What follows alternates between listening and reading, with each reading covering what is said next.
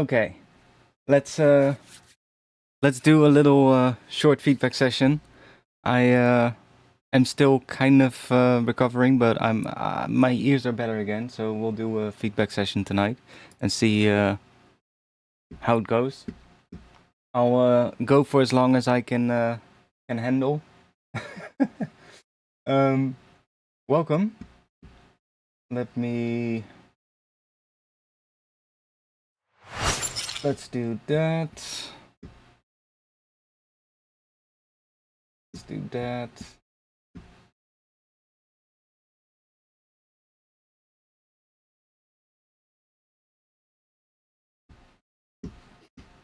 Hope you're all doing good.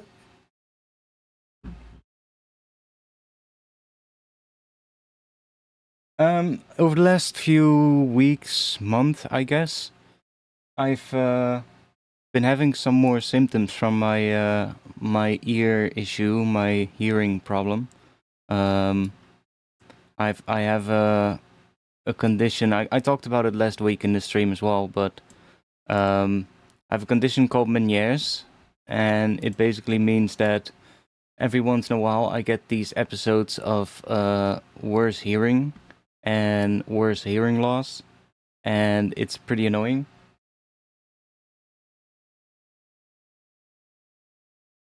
And so that's kind of what I've been having some problems with lately.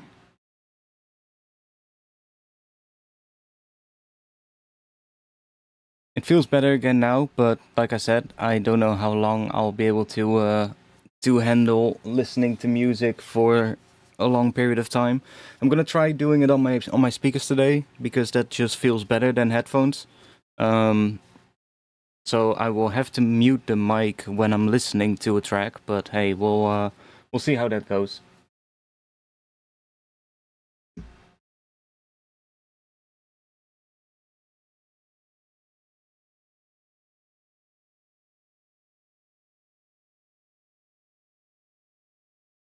Yeah, it is what it is. You know, I can't really do much about it. That's the whole thing. Um, it just is what it is. You know, it's annoying though. That's for sure, and it's definitely been affecting my mood of actually working on music. That's the most annoying part. But hey, again, it is what it is. It'll get better again. That's kind of the thing as well. It kind of depends on the day most of the time. Some days it's better, other days it's worse. Today it feels fine, but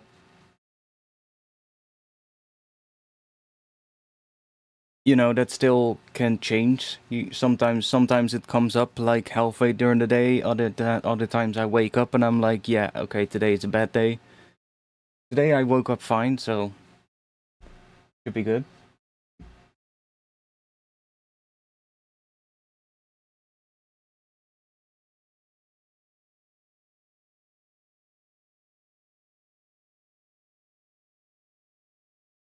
I figured though let's just do it on speakers because that is probably gonna be better.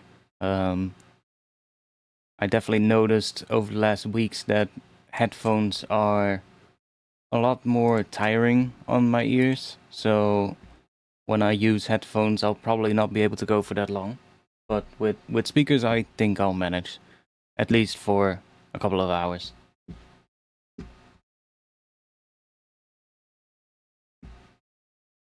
Do we have? Did I already grab that one?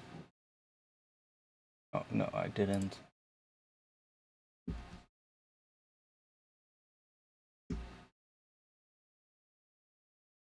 Got a bunch of tunes already, so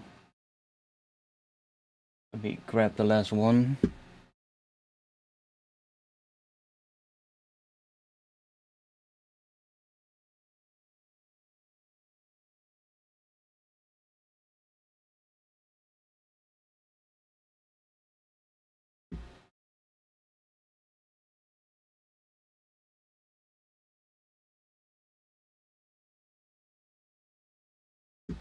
There we go.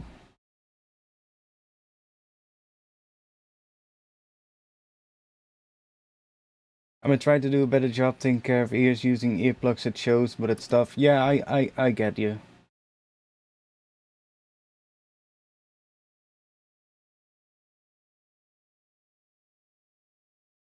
The main thing for me is dealing with the fact that it's different every day. You know, that is the most difficult thing to work with. It's not like it's like I could probably manage if it was just the hearing loss that I'm used to, because I've been having, you know, somewhat different hearing in my right ear for basically my entire life. Um, but it's the thing that it changes from day to day, where one day it can be just fine, and other days it can be a lot worse. And then some days, especially when the the other symptoms come up, then it'll be like, well, I can literally get days where I lose basically most of my hearing in my right ear, which is, those are the worst, and I've been having a bunch of those lately. So luckily today isn't that bad.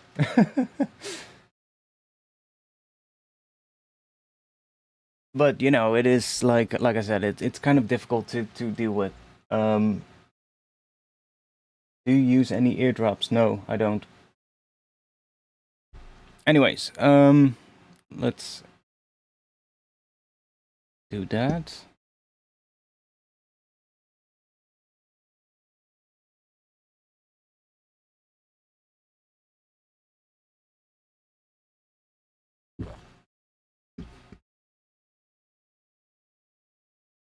And I guess we'll just check out the first one. Like I said, I'll because I'm working on speakers today, I'm gonna mute the mic when I'm playing the track, and I'll try and keep in mind, try not to forget to unmute it when I have played the track.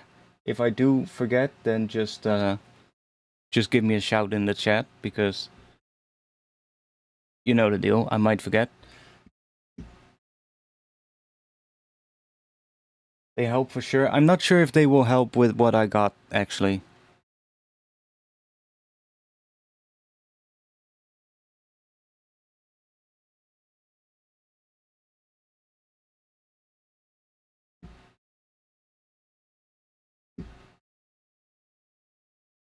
Like Meniere's, the condition that I have is kind of a weird one. There isn't really much of a treatment. There are a couple of things you can do, but they are not really aimed at. They're more aimed at sort of like tackling the symptoms you get with it, other than the hearing loss issue, and they're more aimed at reducing the frequency at which the attacks come up. And other than that, they don't really have anything to solve it. So I don't think that will be much of help for me actually. Every so often I get ringing in one ear and muffled sound, and it goes back to normal. I guess that's kind of similar. Um, I mean, I usually notice it as well. When I have a bad day, I usually wake up and I'll notice right away that my right ear is ringing. And the one thing I really notice most of the time when it is a bad day is that I get like a feeling as if there's pressure on my right eardrum, and there is like it almost feels like there is water in your ear, but I wouldn't say on the outside of your ear, but more on the inside, if that makes any sense. And when I notice that when I wake up, I know that it's usually a bad day.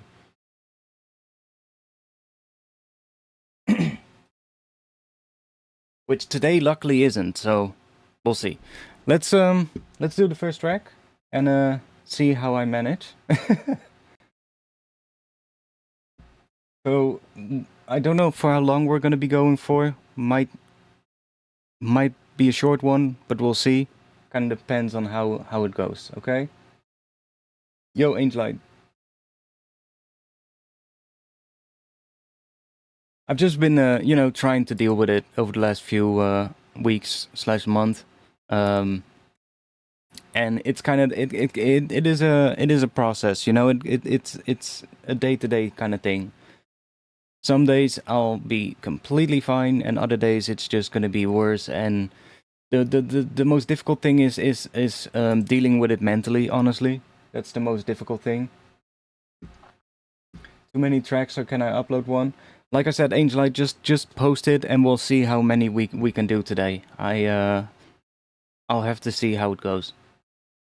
It's the first one after a while of having some issues, so you know, we're just gonna see.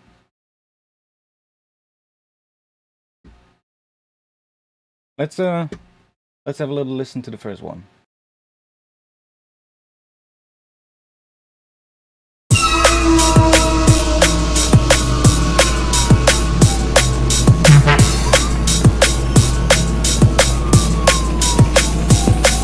Deconstruct, reconstruct. Deconstruct, reconstruct. We baseline killers.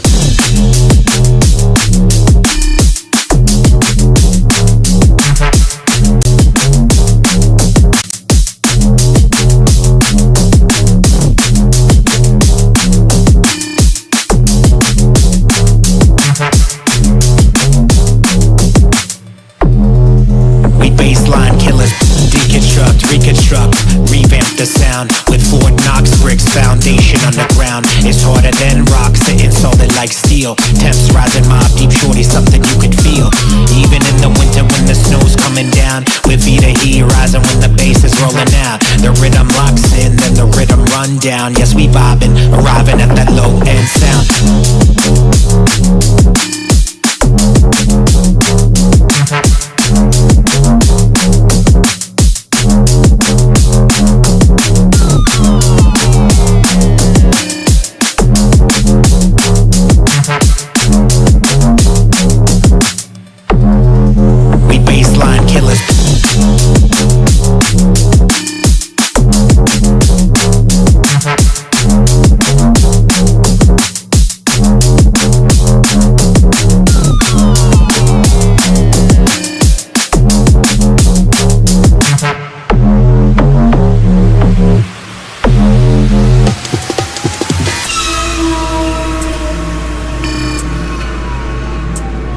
Deconstruct, reconstruct.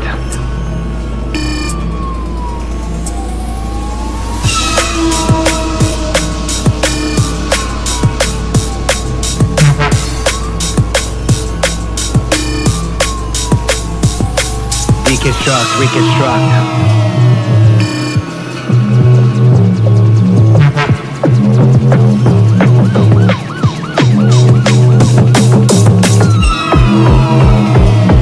Deconstruct, reconstruct.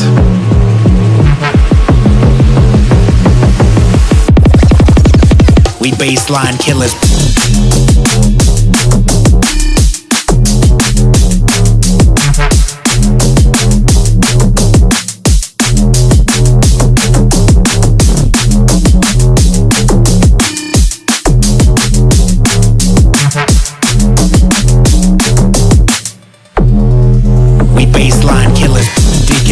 Reconstruct, revamp the sound with Fort Knox bricks, foundation underground. It's harder than rocks, sitting solid like steel. Temps rising, mob deep, shorty, something you could feel.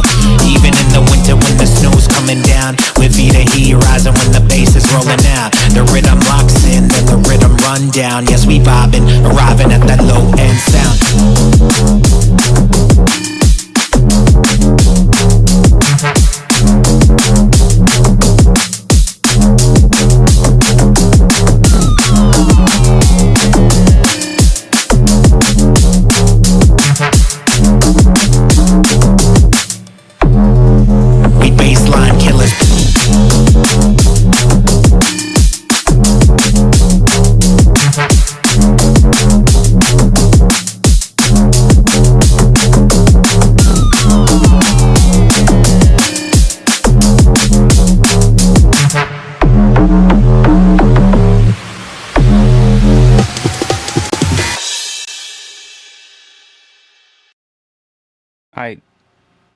Pretty good one actually for the first one. The only thing I'm kind of wondering is maybe it has a little bit too much high frequencies.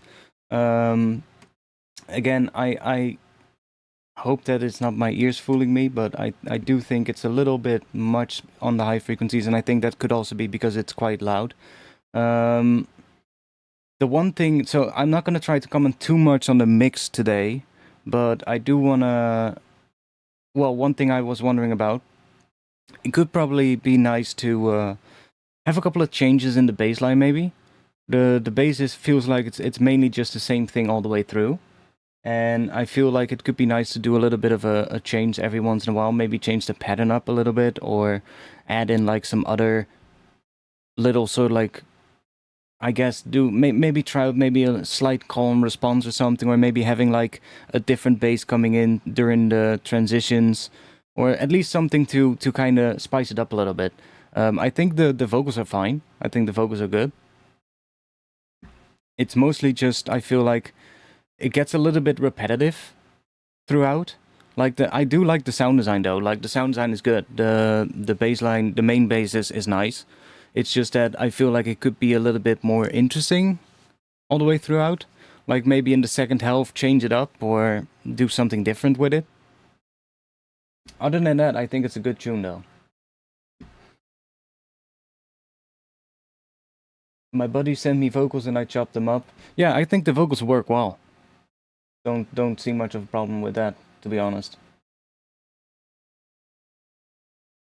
Like I said, I was just playing around a little bit with the highs here, trying to take something out and see if that makes it slightly better. To me, it sounded slightly better, but again, it's.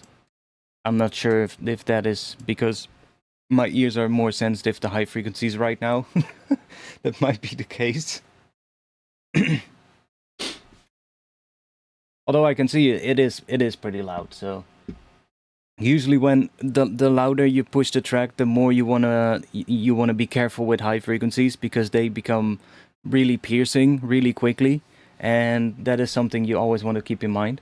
So if the track is a bit more dynamic, has less like is less pushed in terms of loudness, you can get away with more high frequencies. But as you push it more, you usually want to make sure that the highs are pretty well EQ'd.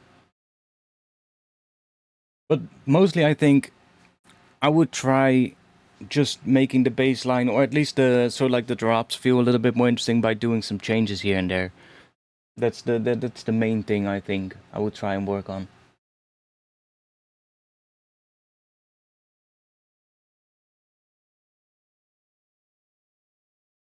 Reconstruct, revamp the sound with Fort Knox bricks, foundation underground. It's harder than rock, sitting solid like steel. Temps rising, mob deep, shorty, something you could feel. Even in the winter when the snow's coming down, with Vita heat rising when the bass is rolling out. The rhythm locks in, then the rhythm run down. Yes, we vibing, arriving at that low end sound. Like for instance, right there when the drums cut out, you could sort of like replace the main bass with something else and do like a different bass sound, maybe like a Reese that has been filtered or something, just to kind of change it up. And then when the drums come back in, you bring in the main bass sound again. Just little stuff like that, just to kind of spice it up a little bit, which will keep it more interesting all the way throughout. Because you just have that one sort of like bass line going the entire time, right? If you get what I mean.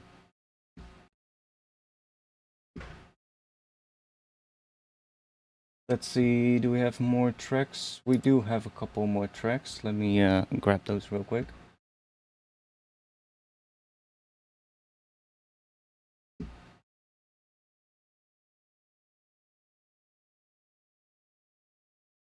If it wants to.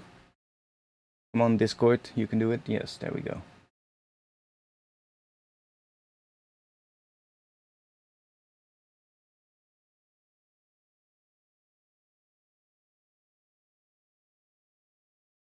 Another Angelite Whip. Okay, let's see what that's about. I'll grab both of those real quick. There we go.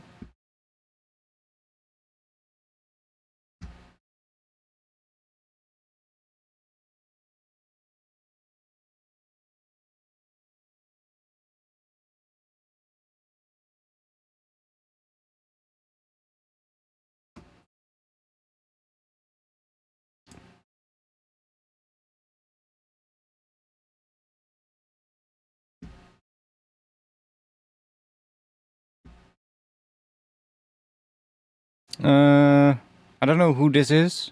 Keys in the trunk. I don't know whose track that is. Track doesn't have an artist name in it, so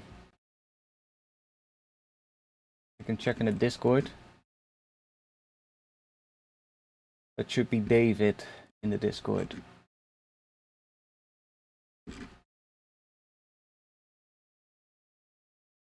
Rainy days. Okay. Okay.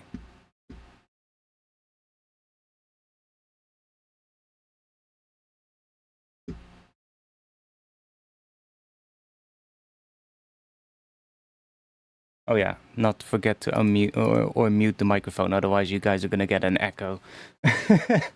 We don't want that. Let's do this one.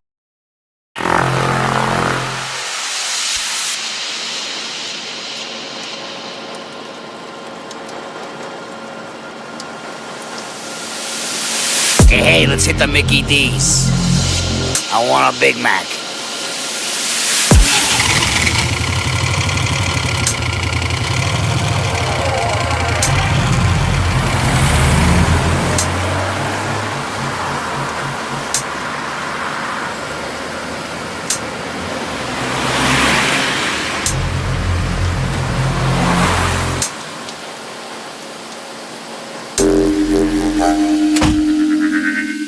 You mean to tell me you left the keys in the fucking trunk?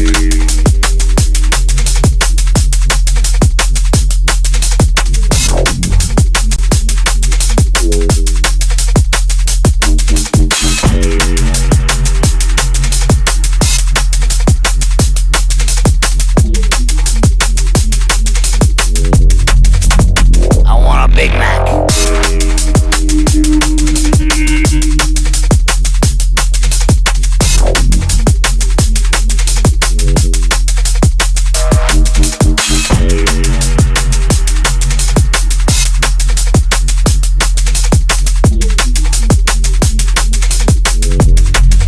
Let's hit the Mickey D's.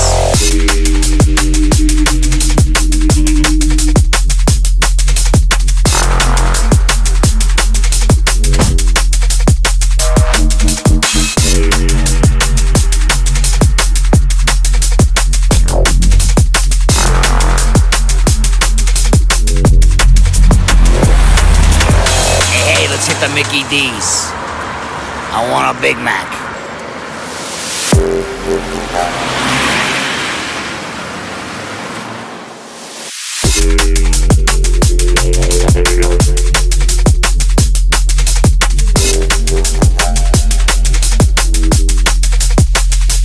You mean to tell me?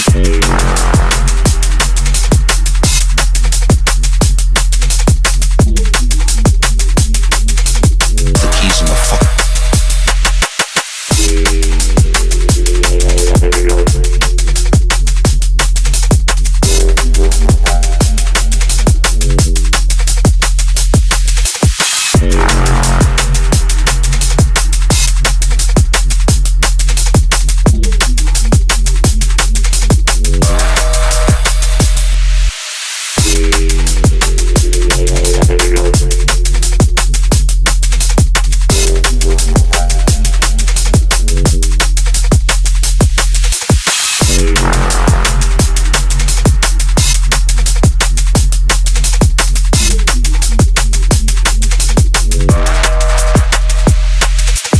I'm disappointed with you.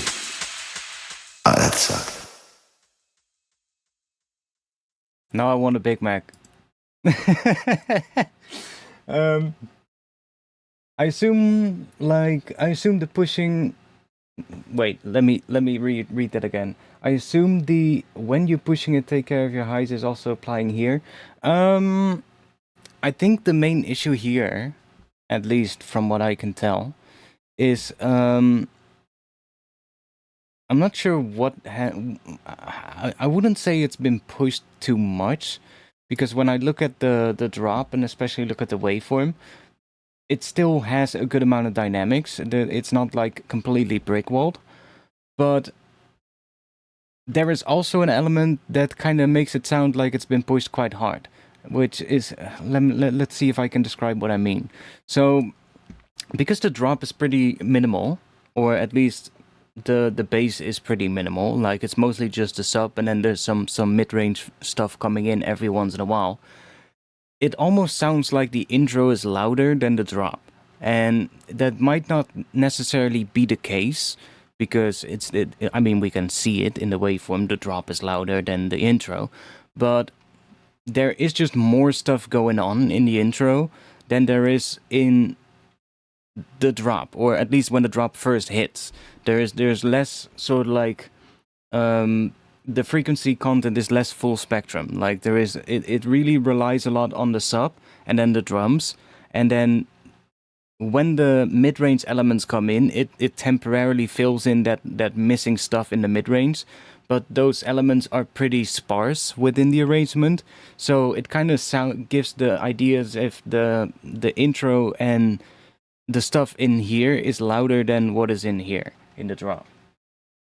So the way to tackle that, I guess, will depend on what you want the track to be, you know? If you want it to be a more, I guess, a more minimalistic approach to the drop like it is right now, you probably want to make the intro more dynamic. So you probably want to make the intro elements quieter so that when the drop hits, it feels big, right? When you want the intro to be loud as the way it is now, you probably want to add more stuff in the drop to make up for that, so that it still sounds loud when it hits. That is the main issue right now with this, I think. Would have been better with Jamaican vocals. Did you check Did you see the video that I posted in the Discord? to keep with the food theme, by the way, because I absolutely laughed my ass off when I saw that. I came across it on Reddit and I was like, oh my god, that's perfect. I need to post that in the Discord. I tried minimal. It's not too minimal, isn't it? I wouldn't necessarily say so. I think this can work. It's just like when you listen to a lot of like minimal drum and bass tracks, and you analyze sort of like the dynamics between the intro and the drop, you'll also notice that a lot of times the intros are pretty quiet, actually.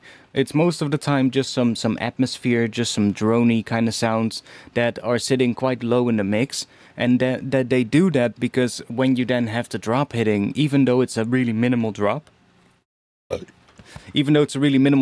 will still feel big. Whereas if you have a lot of elements in your intro that are pretty loud, that takes away from the impact of the drop if it's a really minimal drop. So that is something you can definitely work with. You can probably, like, there's a couple of things in the intro that are mixed quite loud.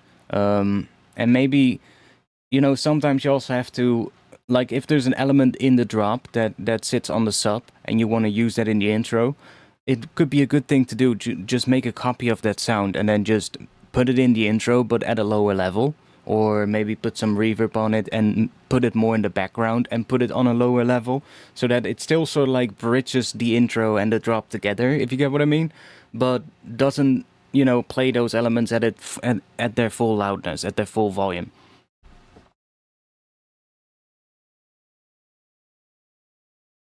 Yeah, volume is one of the most important things when it comes to making a drop feel big. It's mostly getting the balance right, you know? And like I said, with a more minimal drop, you want to make sure that the intro doesn't take up too much of that level, too much of that loudness, because otherwise it's just gonna eat away off the impact. Well, it's gonna make the drop feel less impactful, you know? I yes. Yeah, I posted it in the Discord. Let's see.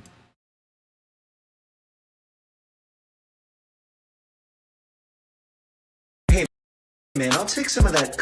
Shut up. I came across this and I was like, oh my god, that's perfect. Oh yeah, we can. Nice. Can we put it back at 0? Yeah.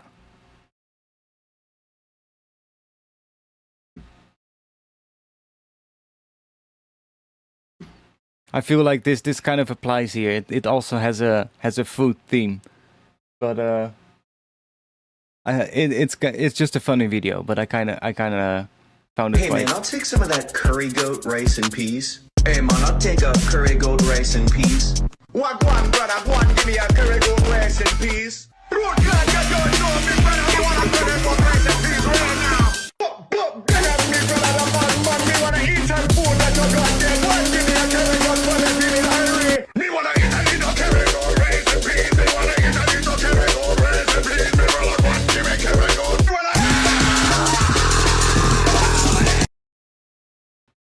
It's just too good.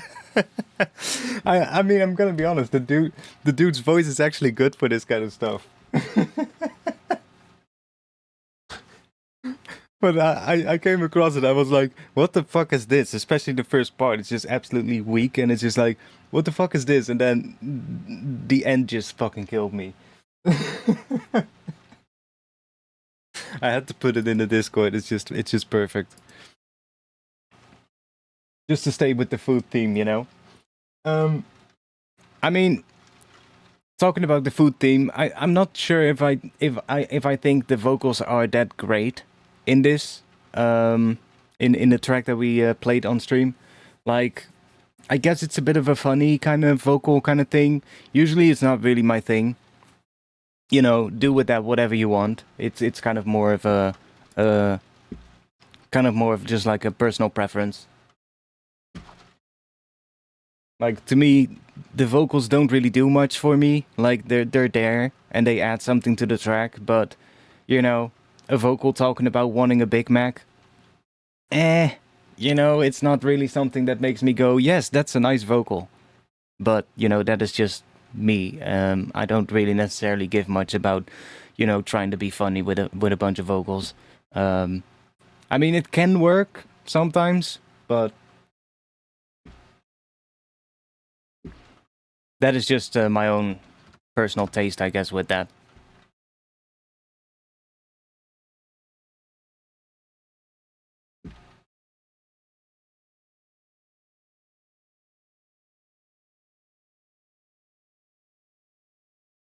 I like some spoken stuff in minimal.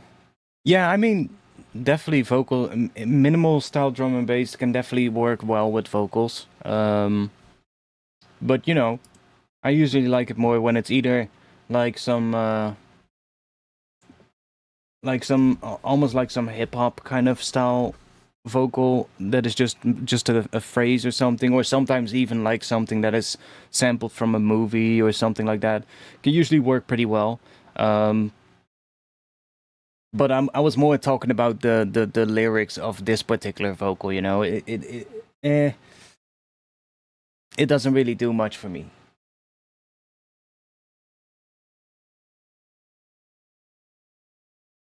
It's tricky to get some nice vocals. Yeah, absolutely, it is. Like, not everybody has like a DLR sitting in their studio, you know.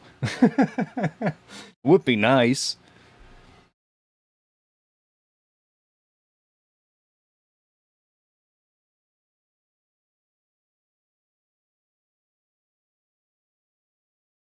I feel like it's too minimal, but maybe I was going for that theme. I don't think it's necessarily too minimal. I think the main issue is right now that, you know, the intro feels louder than the drop, and it might not necessarily be louder, but it feels louder, and you can kind of hear what I mean. Like, if we just quickly go back here, you can kind of hear when the drop hits that it feels like, huh, we've just lost some volume. And sometimes you can kind of fix it by putting something on the first beat that has some additional high frequencies or some additional mid frequencies to fill up that space. Because usually, I feel at least, it's mainly the first sort of like beat of the drop that gives that feeling. Because your ears are sort of like used to what is before it.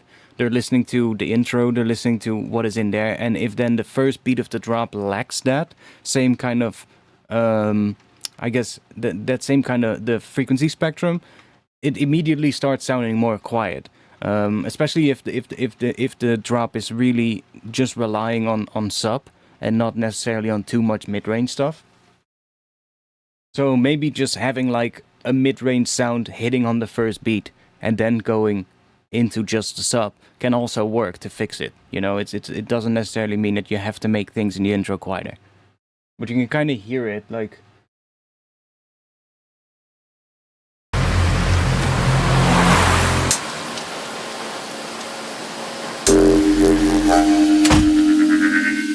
You mean to tell me you left the keys in the fucking trunk?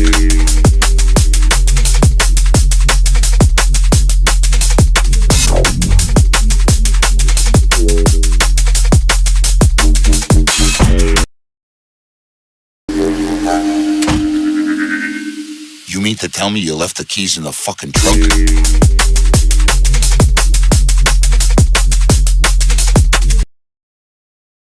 Like I would almost even say like that mid-range element that is there on the first part of the drop. I would almost say make that slightly louder, so that it kind of feels like it's more prominent in on that first beat. That will probably actually help. Also in the intro, there's a lot of like pretty loud stuff, at least stuff that takes away or eats up a lot of sort of like energy, I guess, which is mostly like all of that rumbling kind of stuff, and then I guess the sweeps as well. They eat a lot of, well, they use up a lot of energy, and then when the drop hits, there's none of that. So that kind of contrast also kind of, well, affects it quite a bit and makes it sound as if the drop is sort of like lacking something, which it isn't necessarily doing. It's mostly just the perception, I feel.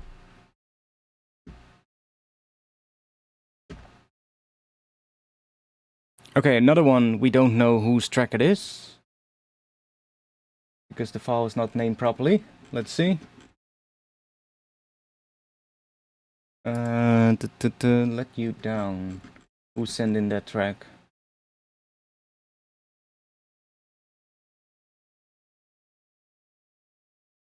Oh, it's Decode.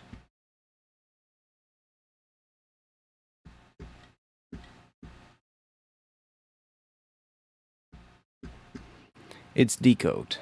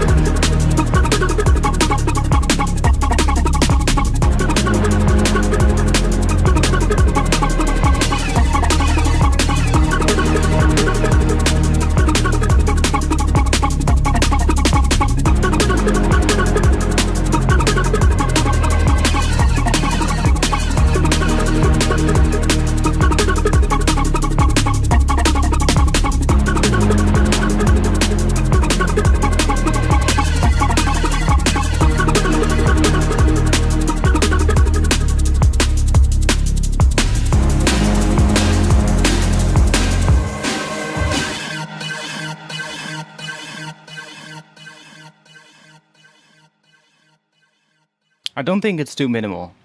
I think most of the stuff right now is there's a couple of mixed things I guess I would work on. The bass line in the drop, or at least I think in the drop in general, there's a lot of stuff happening in sort of like the low mid kind of area and the low frequencies. And there are some elements sort of like fighting for space there.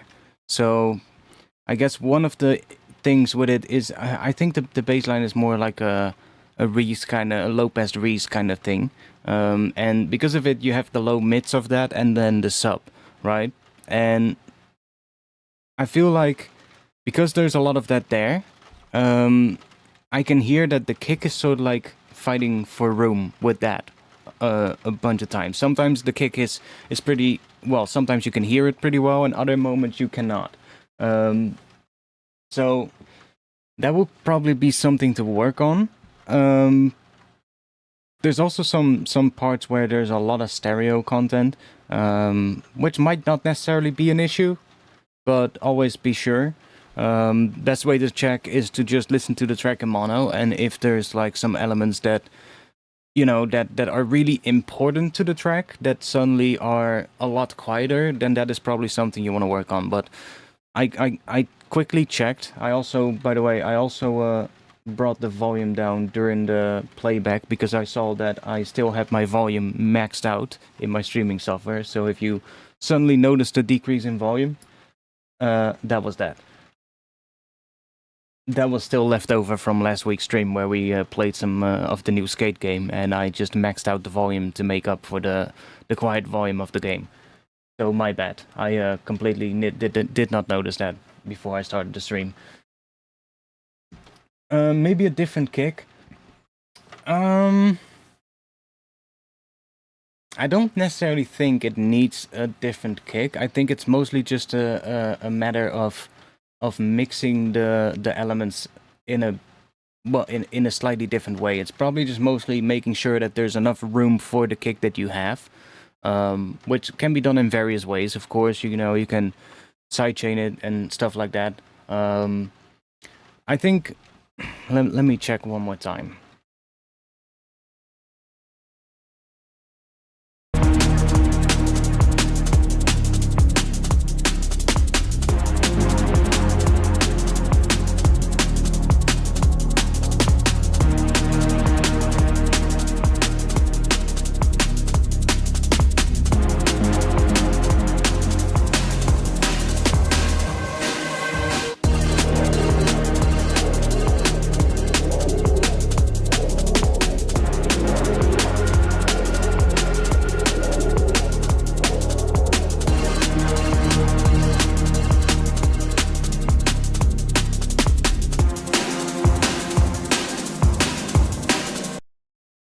Yeah, it's hard to hear without having the individual tracks, obviously, because when I bring stuff down here, it's also affecting the kick itself. But there is sort of like a lot of stuff happening in this area, and that is also where the kick sits, right?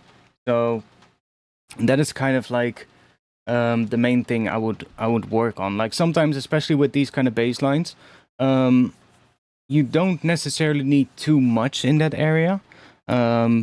You can usually have these sort of like frequencies be a little bit quieter and may make sure that the sub is nice and loud.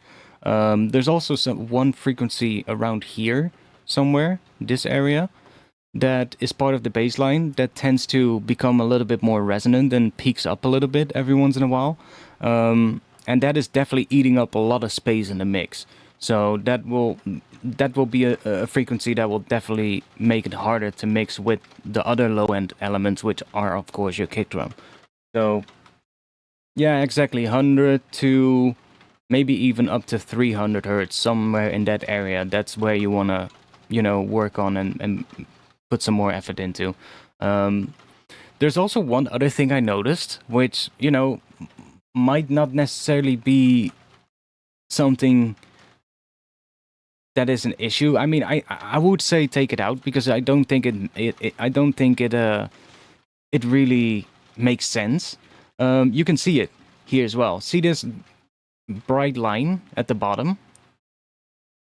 Like that happens in mostly the intro. I think it did, and that is basically just a really low frequency. That's just a really low frequency, and in this case, it's so low that it's just adding a DC offset, meaning that everything is sort of like offsetted from the center line down towards either side. I think it's into the negative side. That could be a result of like FM. Sometimes FM tends to create these kind of low frequencies, and I think I saw it in the intro when this first part played, and I would say you don't really need that there, you know? It's not really something that adds anything to the track. It's just there. I think it could actually lead to problems if you want the track to be cut to vinyl, for instance, which, you know, not a lot of people do anymore these days. So if it's just for digital release, it's not necessarily something to worry about. But when it's not really adding anything to the track, just take it out. You know, you can see it here when we play.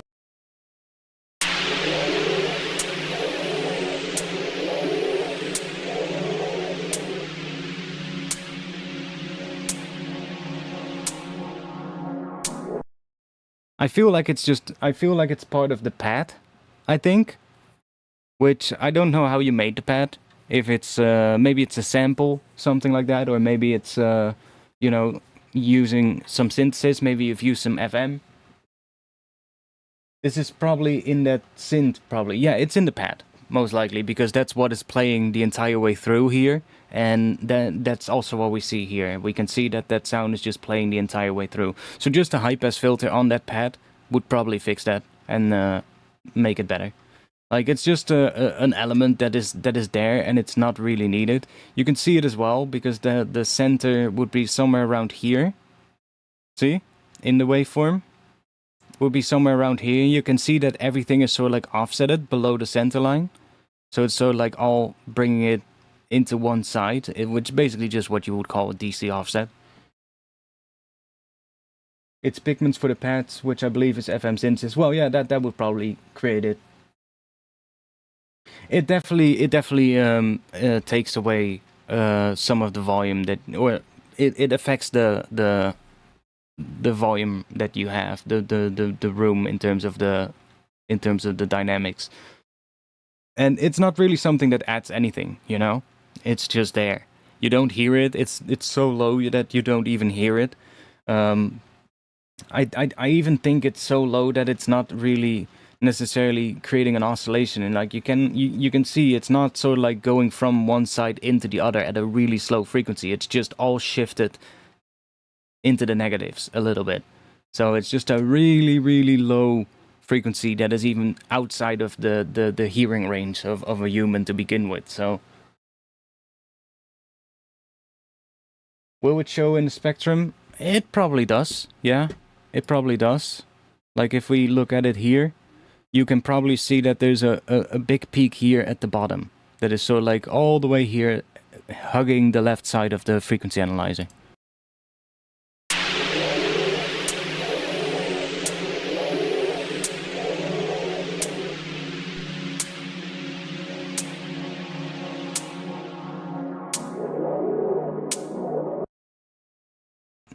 That is all you need to do. It's just high pass that pad. And it's gone. You can see it here. It's actually the loudest part in the intro as well. When you look at the frequency stuff, you can really see that peak here is louder than everything else in the intro.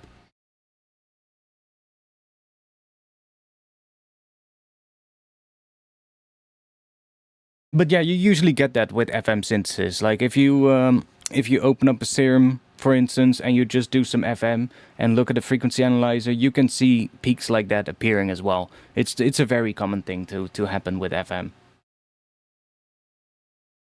But it's an easy fix though. Like it's an easy fix. It's harder to fix if it's an element that has a lot of low frequencies and it needs low frequencies for that sound to be interesting, which it doesn't. It's just a pad, right? So you can take it all off. There's kind of like a peak here, and then there's a big gap, and then there's elements right here in the mids and high frequencies. So you can just take all of that stuff off, and it'll be fine.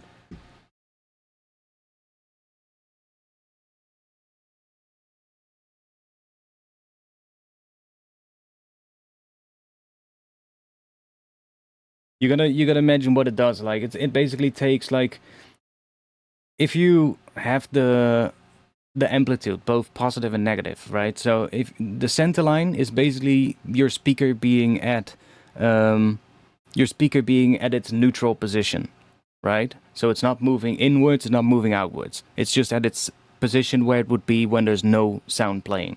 And then when it goes into the negative, that's I believe into the negative, it means that your speaker is going in, and to the positive, your speaker is being pushed out. I could be wrong, but I think that's what is happening. It basically just changes the position where your speaker sort of like wants to be, which kind of something you don't necessarily need.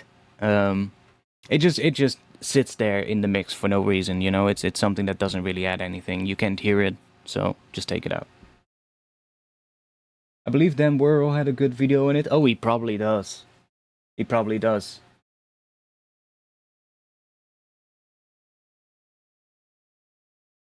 It's basically a shackle to your mix without it changing the actual way the mix sounds. It just takes away room from your volume. Yeah, exactly. Exactly.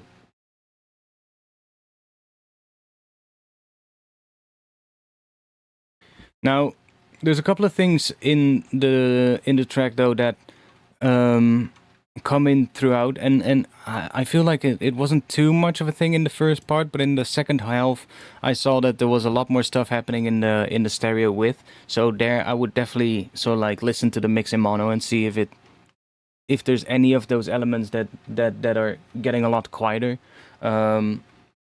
If they really add something to the track that are important to the track, like of course, like things like pads and atmosphere and stuff like that will always get quieter when you listen to it in mono, because those elements usually just need some width to sound good.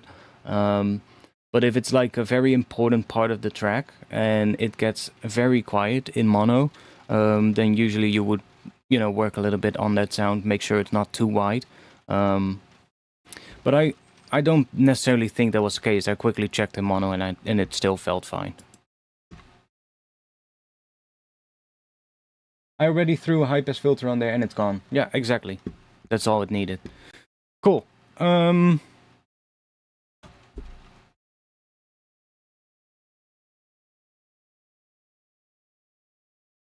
Next one. I'm gonna try and move through these a little bit quicker today, because I want to do as much as I can before my ears say, hey, we can't have any more.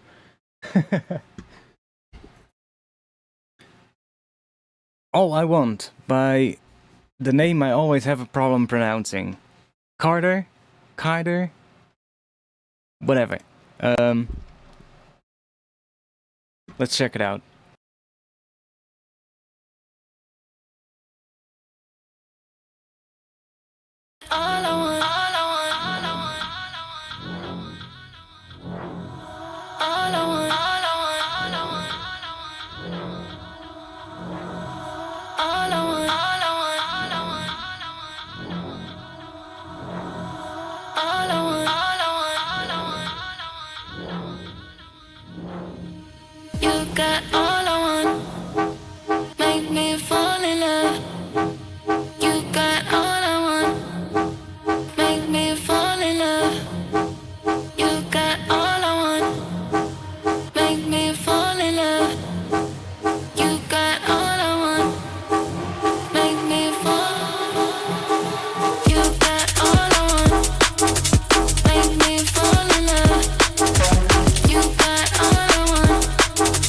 Make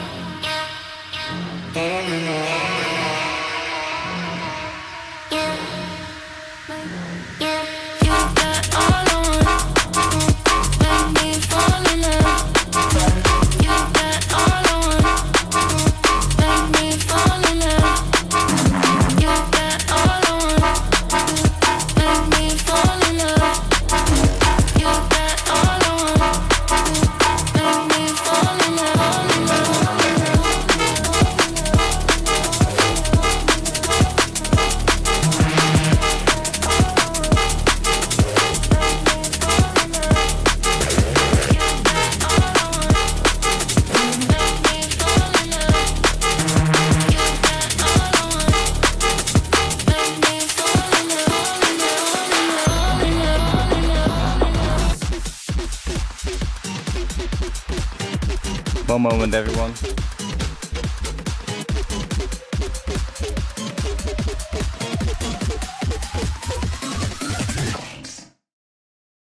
Thanks for the track feedback. You're welcome, mate. You're welcome. I actually noticed that I can have that playing and the mic doesn't pick it up, so might even be able to play some of the track without it getting any feedback into the mic. We'll play the second half again in just a moment. You can see I brought down some of the high frequencies. I think mostly up here the hats and such are a bit loud. The other thing I really want to point out at this moment already is I would try and not use the vocal as much. Like the entire first drop, the vocal just plays the entire way through. There are some changes happening within it, but I feel like it makes it all really busy because of that vocal. And I think it would be a lot better if you took it out at some point, maybe after the first 16 bars of the drop, something like that, and then let the other elements shine. Give them some room in the mix. I don't think you need the vocal all the way through. It just eats up so much attention in the mix, and it kind of, makes it sound very busy. Which I don't think it's a great thing, honestly. Like the vocal is fine. I mean, it's not my favorite vocal, but it's an okay vocal. But if it drags out too long, it just starts. It is one of those vocals that can become a little bit annoying if it plays too long within a track. Which something to keep in mind, I guess. Let's just listen to the second half.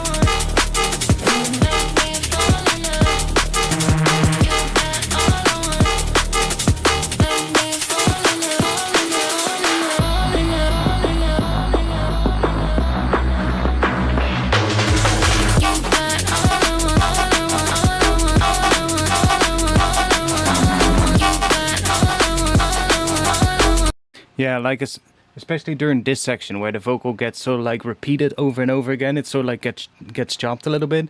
It's one of those parts where I don't necessarily think it needs it. Taking it out would probably be nice, and it would actually give the track some room to breathe as well.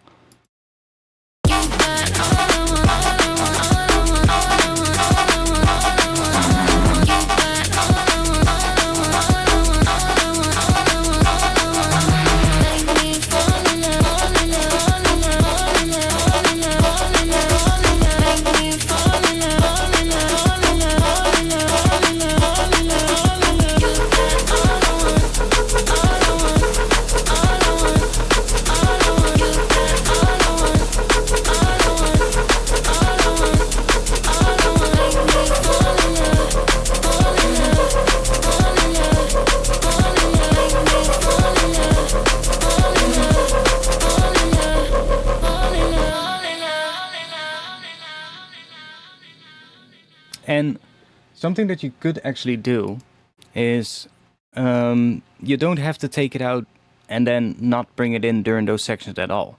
Like you could still bring it in, maybe like every time when it's the end of a section, like at the end of an 8-bar section or the end of a 16-bar section.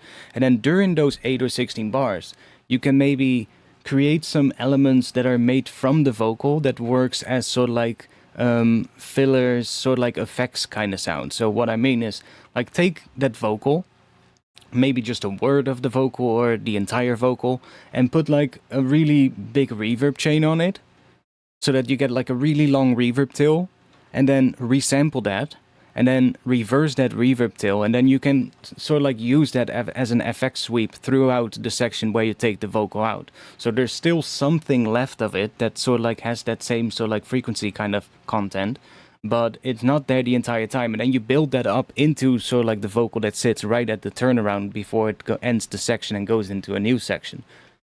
That way you can still sort of like keep parts of that vocal in, or use those elements as sort of like something to give the track well, a bit more tension that is building up throughout, as opposed to just using the vocal the entire way through.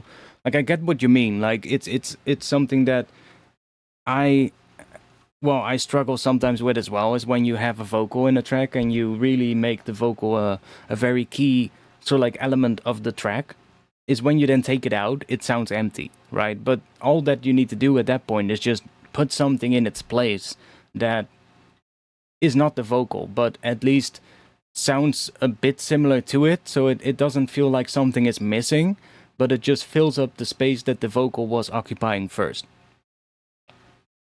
And like I said, easiest way to do that is probably just make some effect sweep of the vocal with some long reverb or some delay tails, and then just resample those, reverse them, and that way you can still have something in there that kind of feels like it's similar enough to the vocal, but it's different.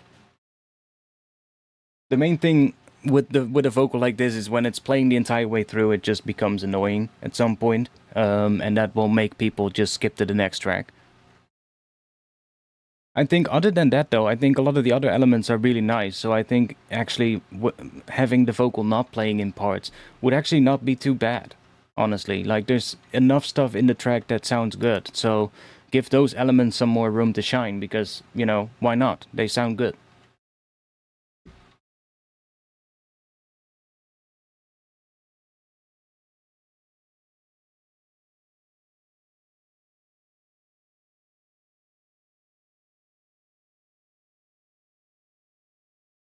Agreed, need to drop the Vox. Yeah, I don't mind the vocal. I just think it plays too much throughout the entire tune. Like, I would probably have it in here. I think it drops right here. You got all I want, make me fall in love. You got all I want, make me fall in love. You got all I want, make me fall in love. You got all I want, make me fall. You got all I want. Another thing you could do here, actually, now I'm listening to this again, You got all I want, make right here, so right before it drops, take almost everything out, except the vocal. So just take out that bass, mid-range bass kind of stab that is just sitting in the background. Take everything out except for the vocal itself. So it really gives sort of like, well, it really just basically, it'll make the drop feel harder, hit harder as well. Just take everything out except that vocal, me fall. You got and then you can probably go into the drop without the vocal, actually. I think that would work. You got all I want, make me fall. You got all I want, make me fall. And maybe even have the vocal just the first part here, You got all I want, and then here cut it out. So the rest of the drop is just mostly focusing on it without the vocal, and then maybe bring it in again, I don't know, let's see, maybe here, or have it one more time here, something like that. you got all I want, make me fall in love. You got all I want, make me fall in love. You got all I want, make me fall in love. You got all I want, make me fall in love. another thing I'm looking at right now is the sub. I'm seeing that the sub, it looks at least like it doesn't look like it. I can see it is. The sub is sort of like moving in terms of the volume quite a lot. So there are sections where the sub is pretty loud, and then there's other sections where the sub dips down quite a lot in terms of its volume. So maybe just try and compress that sub bass region a little bit so that it's sort of like all sits a little bit closer together and it doesn't fluctuate too much in terms of volume. Little doesn't necessarily need it, but maybe if you take the vocal out, that could be something to pay attention to. Because when the vocal is not there and the track is a little bit busy, or a little bit less busy, I should say, that might get a little bit more noticeable. You got all I Doesn't want. sound too bad on my speakers, but Make me fall. You got all I want. Make me fall in love. You got all I want. it's probably a result of the bass being so like a low pass Reese kind of sound. It's just a phase cancellation of that resound that is happening. Sometimes what can help is to replace the sub of that like sound with just a straight sine wave, so that one is just sticking to the same level and it doesn't have the phase cancellation. And then you can just basically just take off the sub of the actual bass line of like the Reese, low pass Reese kind of sound, and just use the mid frequencies of it or the low mid frequencies of it, and then just make sure that the sub underneath there is just a straight sine wave so that it doesn't have that fluctuation in volume. I did mean at points, lol. Chat has no context. I know what you meant. That's also what I mean as well. Just take the vocal out at some sections.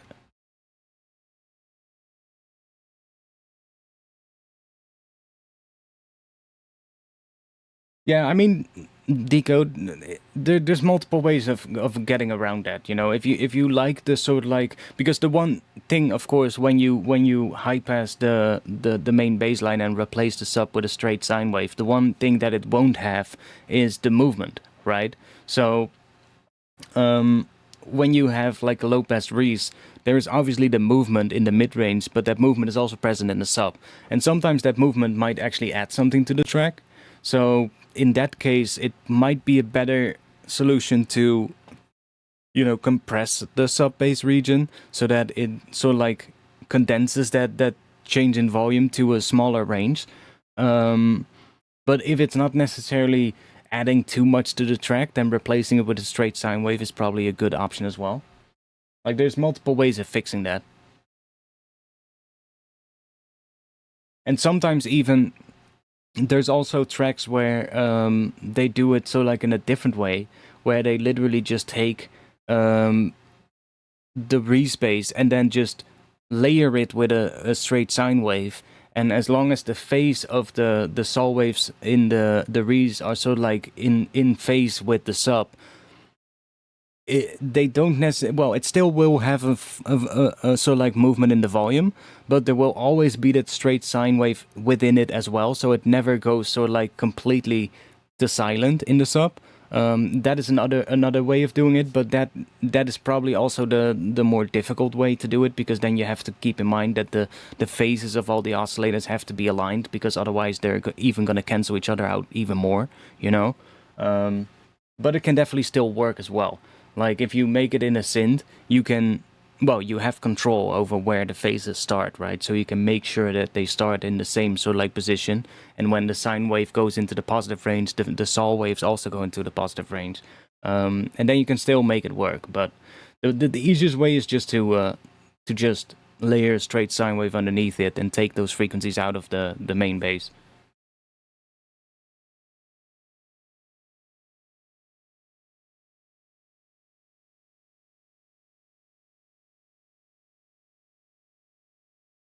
I do like this tune though. Like somebody said earlier, some of the note choices are a little bit questionable. I don't necessarily have much of a problem with that. I think a lot of the stuff is pretty cool. But it's mostly the vocal that is just becoming a bit annoying all the way through. So that's something I would work on. Next up, we got Onyx. When I read the name Onyx, I immediately have to think about the rapper called Onyx. I might also age myself right now, but that's fine.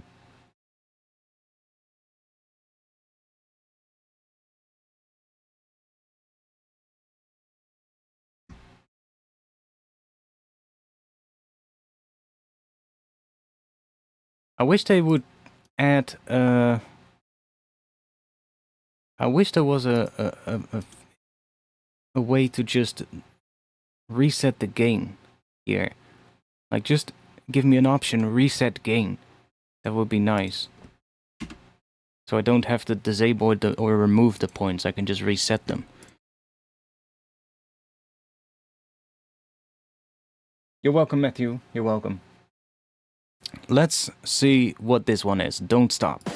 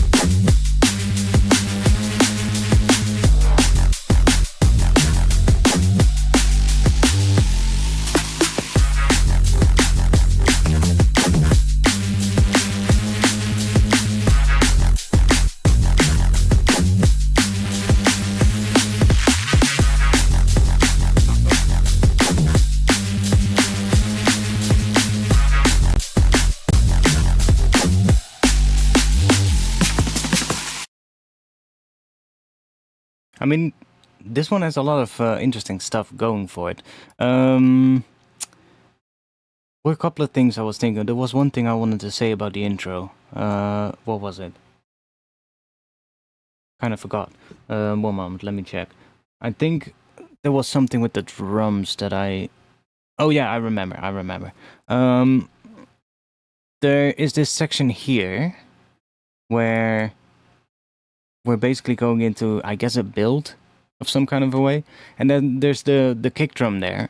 Now, the kick in this section feels way too heavy for what this section is, in my opinion at least.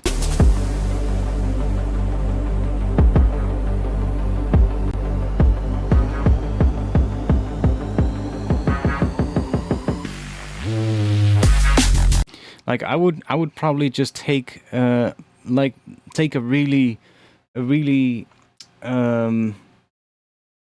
well, this kick feels very so like clipped, if you get what I mean.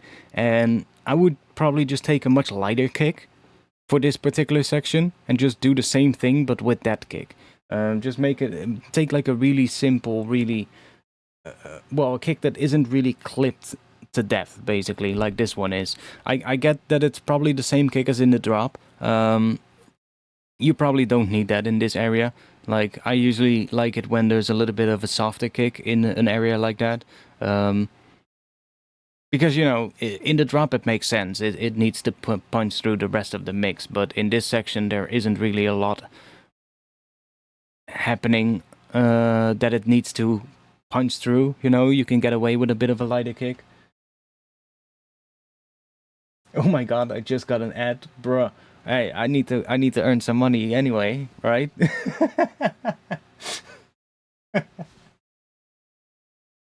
I mean, it's not me. I'm not triggering the ad, so it's YouTube. Blame YouTube.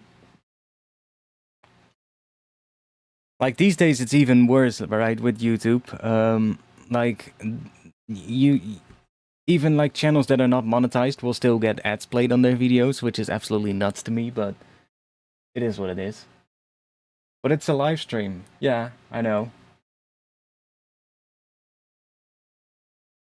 There's still gonna be ads during live streams. Dude, have you ever been on Twitch?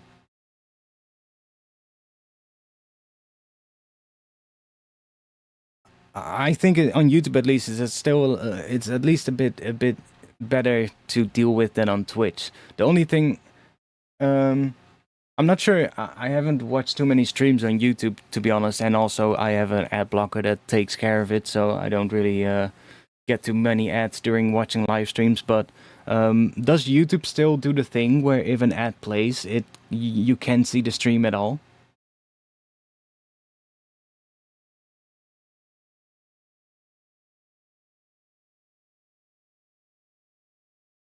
Do they still do that? Yes. Yeah, that's the one issue I have with YouTube. On Twitch they at least do it in a better way, where when an ad plays, you will get sort of like a smaller version of the stream. You can still at least see the stream, you just can't hear it, you know? But you can still see the stream, so that's, in my opinion, a better way of doing it. But I've had issue. The one thing I think, the one issue I have with Twitch though, and ads on Twitch, is that sometimes you'll get like 6 or 7 ads in a row, and it's like, dude, what the fuck? Just give me one ad, mate. Why give me 6 in a row? You'll be watching a stream, and then suddenly it goes like, ad 1 of 6, and you're like, what?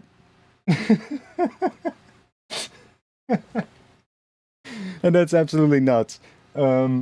YouTube doesn't do that. Most of the time it's just 2 at most. But still, you know, like, then the thing with YouTube ads sometimes is that I've had ads on YouTube, which is also why I turned my ad blocker on again. When YouTube started doing the thing where they were fighting ad blockers, I turned mine off for a bit. And I think it was the first hour after I turned it off, I literally got an ad that was unskippable. That was 40 minutes long. It was literally just an entire video being posted as an ad, and it was unskippable. I was like, dude, what the hell? What is this, mate? And I turned it straight back on. I was like, okay, fuck this. Until YouTube can sort their shit out, I'm not gonna deal with any of that. That's absolutely insane.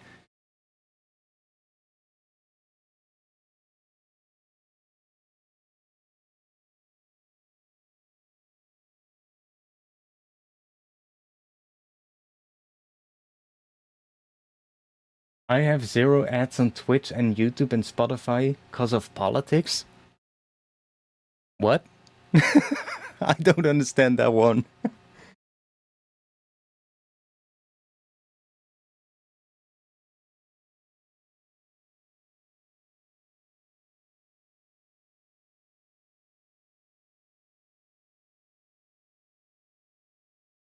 I've never heard of that decode. I don't really watch YouTube on my TV, to be quite honest, so I wouldn't know anyway, but I absolutely hate the YouTube client on the YouTube app on my TV. It's such a pain to deal with. The services don't work in your country? Really? I mean, I guess that's I guess that's one W for politics then, which you don't hear that often. Usually it's just big L's, but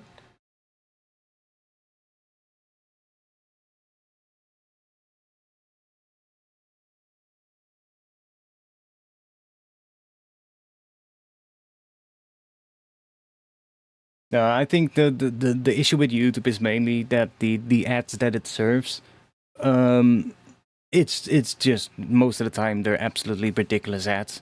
Like I've seen ads that are literally just predatory ads. I've seen ads that are somewhat questionable as well, like things that will show as an ad and make me go, really? Is this going through the whole ad thing? Like, why isn't this blocked from being an ad and it will still show it?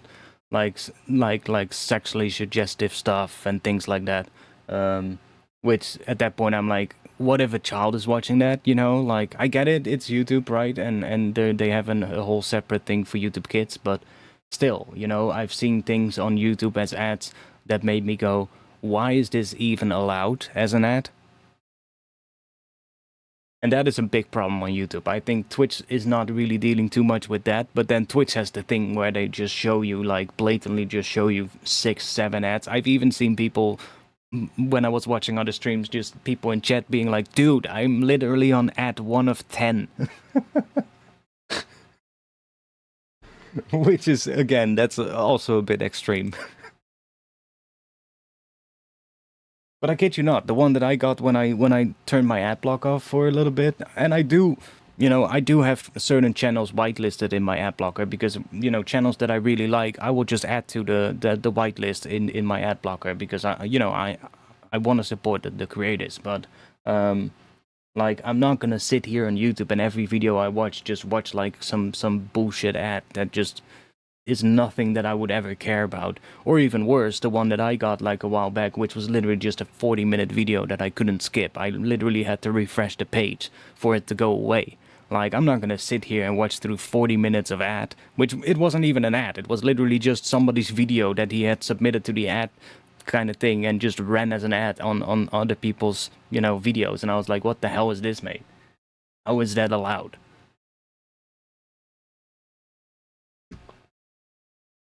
But you know, if it's a creator channel that I really enjoy, I will just add it to the whitelist because I do want to support the creators. But still, you know, like YouTube ads are also a big mess. Anyways, yeah, we were talking about the track. Yeah, like I said, I would replace the kick here with a lighter kick. I think that would be better. Something that isn't as clipped, because this one, you can even see it in the way from just a big ass blob here that's just a kick drum that has been clipped quite heavily, which makes sense for the drop but doesn't necessarily make sense for the intro. That's something I also sometimes would do in the intro, is just I think here it's not as bad. You can see it here, the kick in the intro is not as clipped, so it's good. But sometimes I'll see people using the exact same drums that they have in their heavy drop, and then use those drums in the intro as well. And it's just like, it doesn't need that. You know, you can use quieter or at least less clipped drums in the intro if there's not as much elements going on. Which is the case here. We can see that. It's not as bad of a clipped kick here, so that's fine. But then when the build-up hits, we get, boom, that big-ass kick here, and then those two after each other here, and it will probably do the exact same thing. You would have the exact same effect if you used a slightly lighter kick here, and then just leave that heavy clipped kick for the drop. Now, one other thing that I was wondering about, I'm not sure if we can hear it or if we can figure that out. Let's see.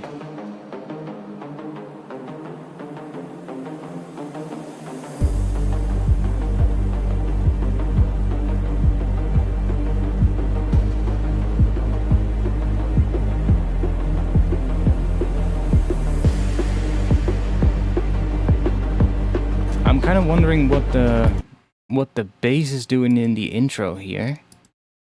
Like, what do we have here? That's D sharp. Now I believe the bass underneath here is hitting an A sharp. Oh no, it's not. It's hitting a G.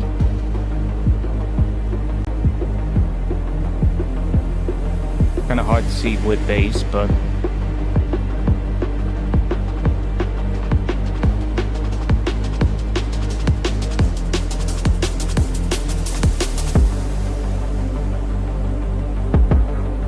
yeah, so you can hear it as well. Like that kick is just really heavy in this section. Don't necessarily need to.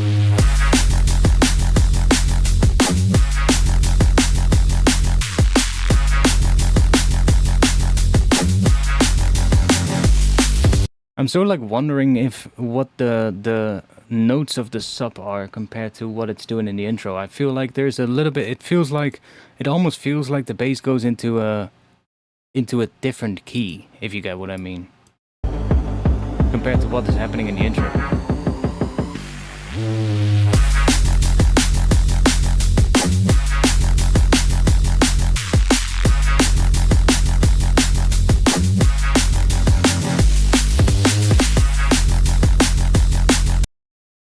Am I the only one?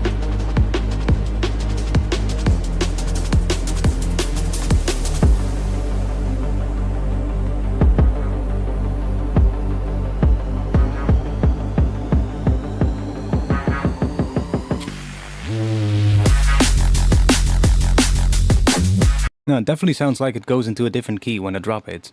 That's maybe a little odd. No, it does change. Yeah, exactly. Like it feels like when the drop hits, it feels like the bass is sort of like in the F sharp kind of area. But in the intro, that's sort of like a Reese bass is more like hitting on I believe a G or a G sharp. I guess G sharp makes sense because in this sound here, I can definitely see a peak that is here, which is like D sharp. So G sharp would make sense because then it's the fifth of G sharp, but then in the drop here it kind of feels like the bass is lower, so kind of feels a little disconnected there because of it.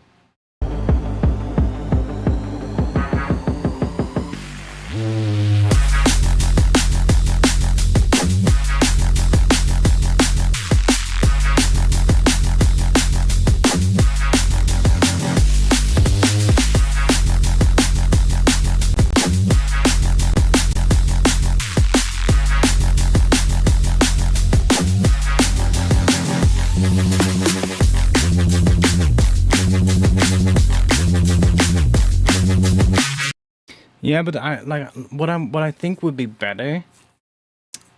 Like mixing Aeolian and Phrygian is fine actually, but I would do it in the same key, if you get what I mean. Like if you have like regular just let's say G sharp minor, right? And then you can go into G sharp Phrygian within the drop just fine. It will work just fine as long as you write the track around that change. It will work fine. But it feels almost like we're going from a G sharp based tonal center to something like F sharp. Like it feels like it goes down as soon as the drop hits. It goes to a different key there, and then I think it sounds a little weird in my opinion.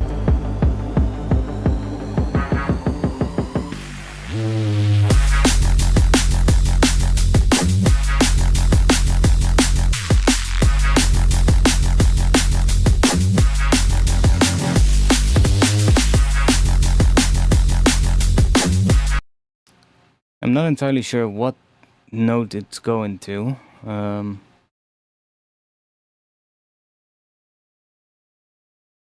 not sure if I can hear it that easily. Let's see. My volume is pretty low.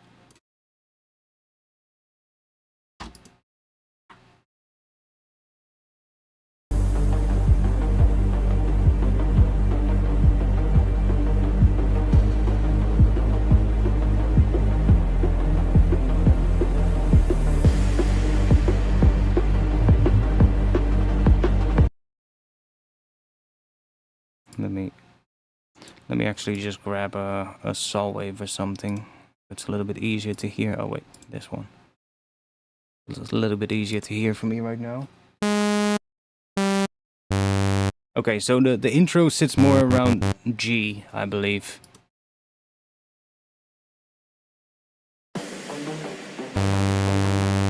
Yeah.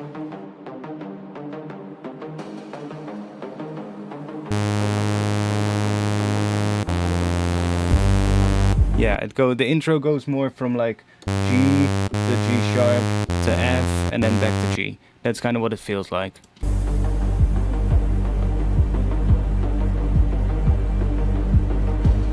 Which is classic Phrygian.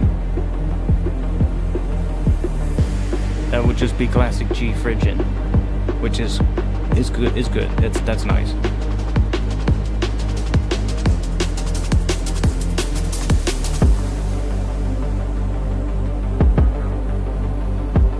Then here, we're probably sitting around G. Yeah.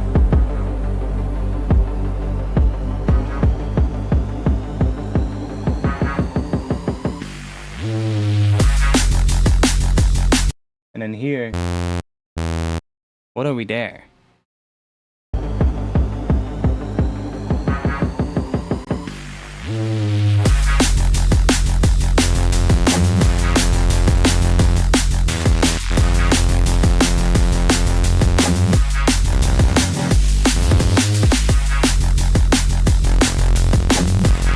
It almost sounds like the drop is an F. C sharp? No, I didn't. No. Drop is an F. So that's what I mean. That's the change that I don't think would necessarily work. I would make sure that the bass and the drop are all just in G as well, or at least hitting around that same tonal center of G. Angel Eye does have a good ear, at least from what I know. But you know, that's what I would do, because you can still have this kind of same kind of bass line that is just a whole tone higher, you know, that sits around G instead of F, and it would probably work better because you're setting that sort of like tonal center, you're setting that mood with the intro, and then when the drop hits, it kind of just feels like, huh, something is off. Like if you don't really have a good musical ear, you're probably not even gonna notice. Like some people might just think like, oh, this is nice, I like this. But when you have a bit more of a musical ear, then you will definitely notice stuff like that. And when it first played, I was like, wait a second, is that a different key?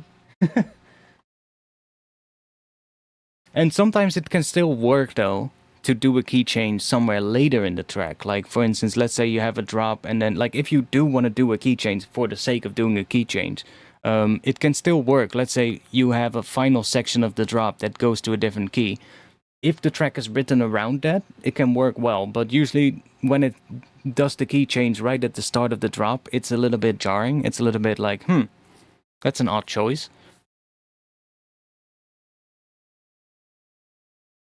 Yeah, you could just transpose it. Either transpose the bass of the drop up, or transpose the stuff in the intro down, so it sits in the same key. You know, it's either one of the two. Which one sounds better? That's just up to you, I guess. But either way should work.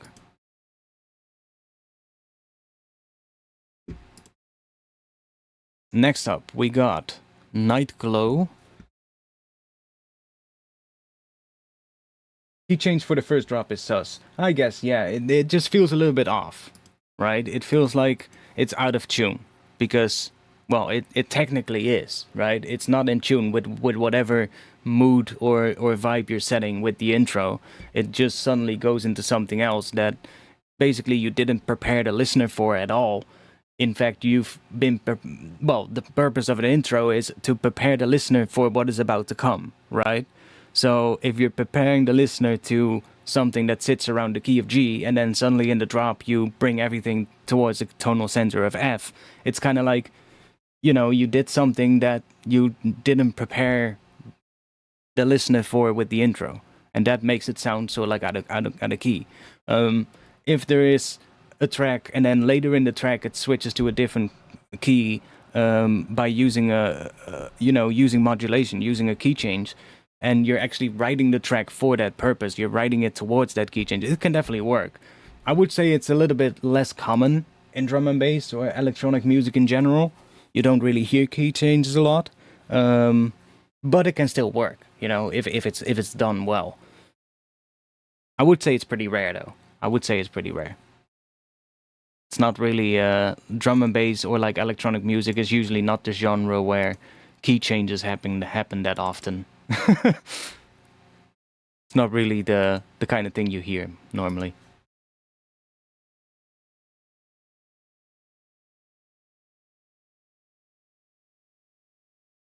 Nightglow is okay. Maltese Falcon.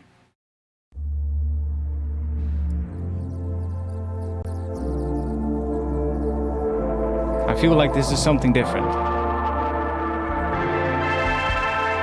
First non-drum and bass thing.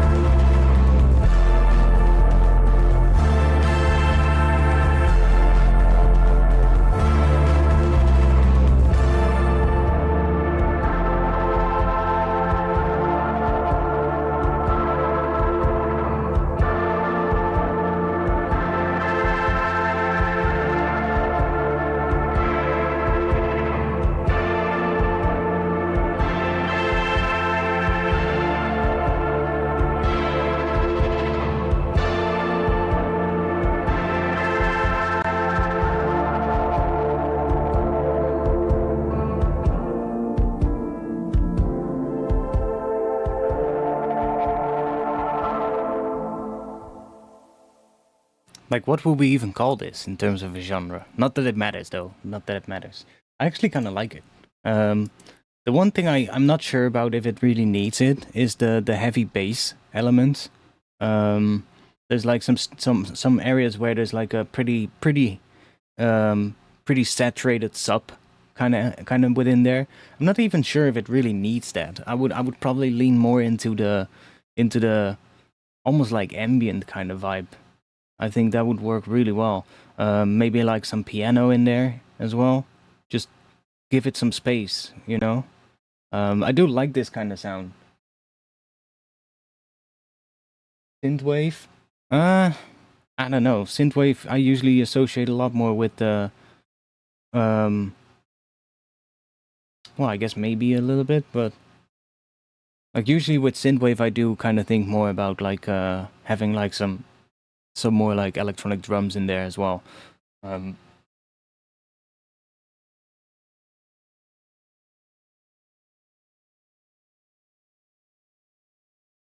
Wobbly synths.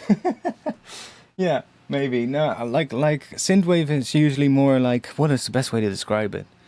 Like I guess the nostalgia kind of like 80s kind of sound, right? In terms of synths, and then combined with like I guess slow house music kind of drums.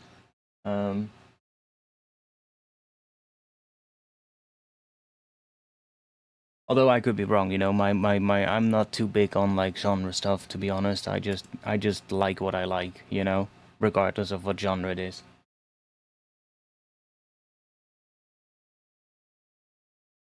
I do wonder if it really needs the sub elements. Like it could be, you know, maybe some bass but lower in volume, and there is some drums in the background. They're really far in the background though, so I'm not even sure if I would necessarily put drums in it. Like I do like it, but I'm wondering if taking the drums out and like putting like some piano in it would actually be nice. It would probably bring it more towards an ambient kind of feel, but it might actually be nice, and I might actually like that more even.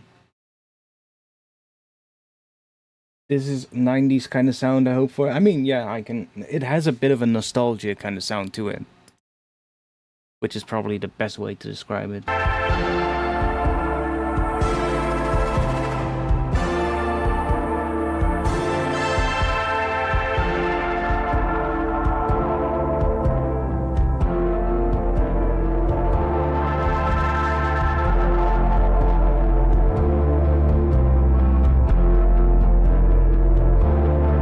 Like this is there is a lot of stereo width, but with a track like this, I wouldn't even care too much about what it sounds like in mono. Like this is not music to be played in a club, so you can do whatever you want with in terms of the stereo width, in my opinion.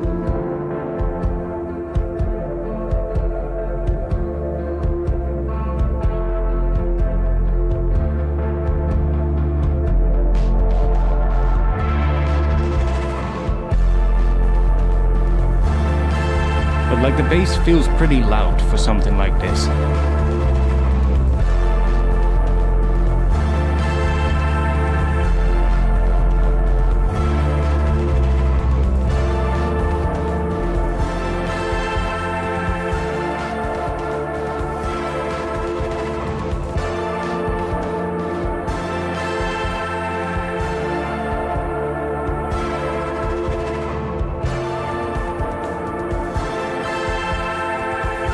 See what I mean?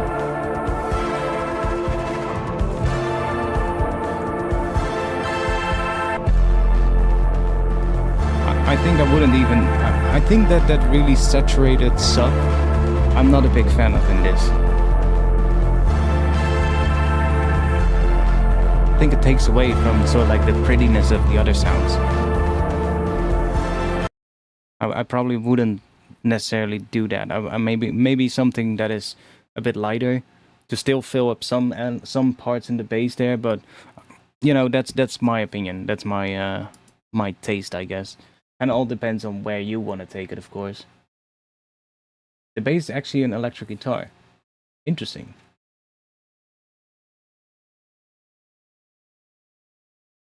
I mean, maybe you could mix it in lower volume and see what that sounds like.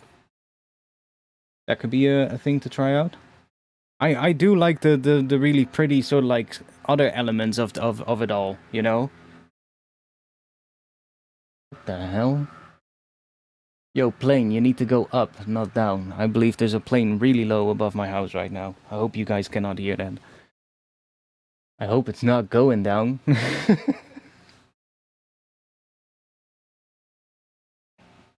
Yes, would be cool. I mean, like, I really like the sort of like pretty synthy kind of sounds and all the other stuff, you know?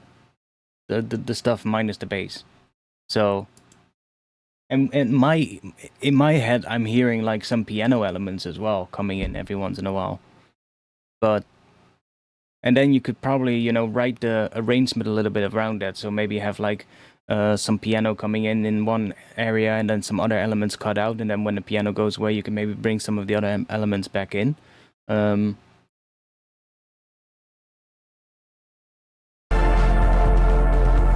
It's different though, I like it.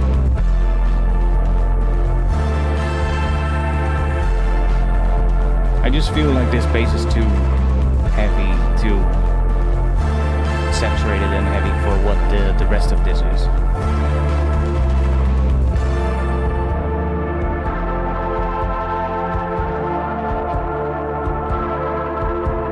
But like even this without any bass or drums, or maybe some slight bass but at a low volume and no drums, that could be ambient in a way. Like, and I do actually like ambient music. I don't really make that myself too often, although I have tried making some back in the day, and every once in a while I do try, but I like ambient music, and this could easily go in that direction as well.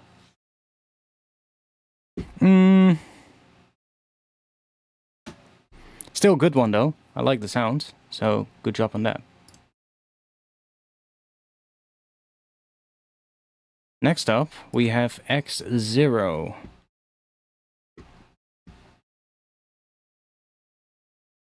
I guess that is Alex in the chat, right?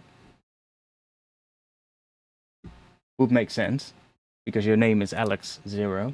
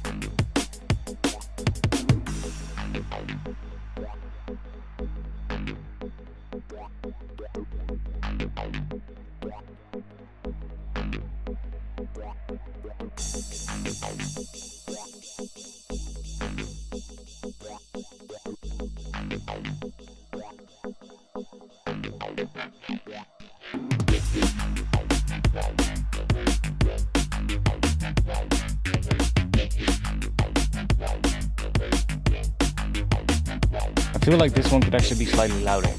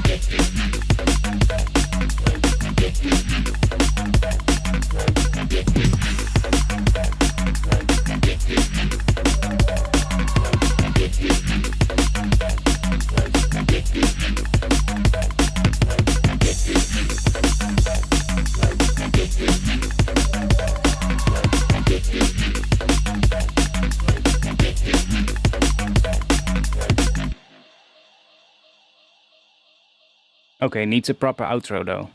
But what genre this is, I would just say this is drum and bass. This is definitely drum and bass. It's a bit of a techie kind of drum and bass though, which I kind of like. It feels like it could be a bit louder though. So like you can see, I just push it a little bit with some soft clipping. I can't push it too much though, because the drums are a little bit louder than everything else, and the drums hit the soft clipping first. If I push it too much, then obviously we're gonna get well, it's gonna clip the drums very heavily, and it probably wouldn't sound too great. So we have to keep it a little bit lighter, but it definitely still sounds good when I push it a little bit.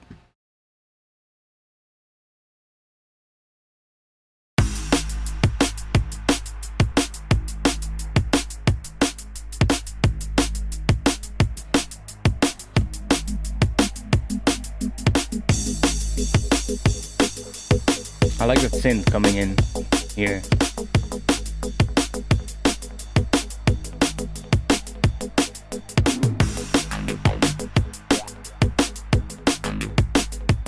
Yeah, usually my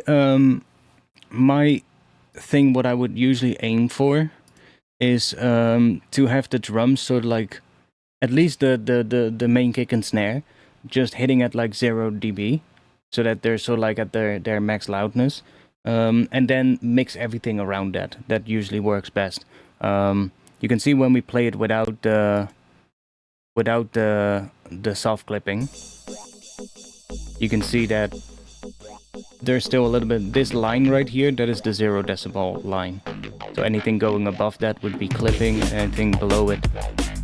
So you've definitely got quite some space here. About 4 decibels. Maybe 3.5. You don't want to push it too much though, because that's always going to sound bad.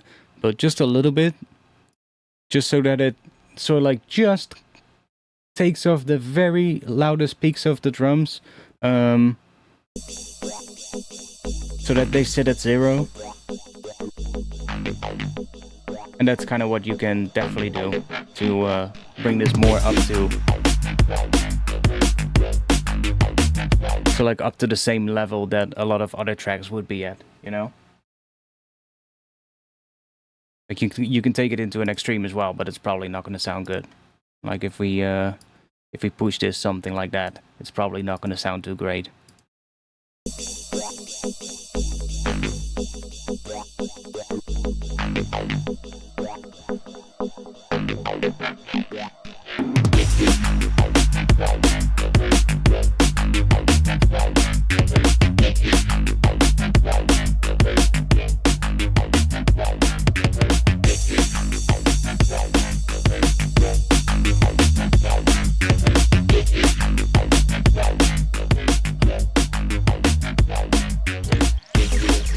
I actually don't even think it sounds that bad when we do that.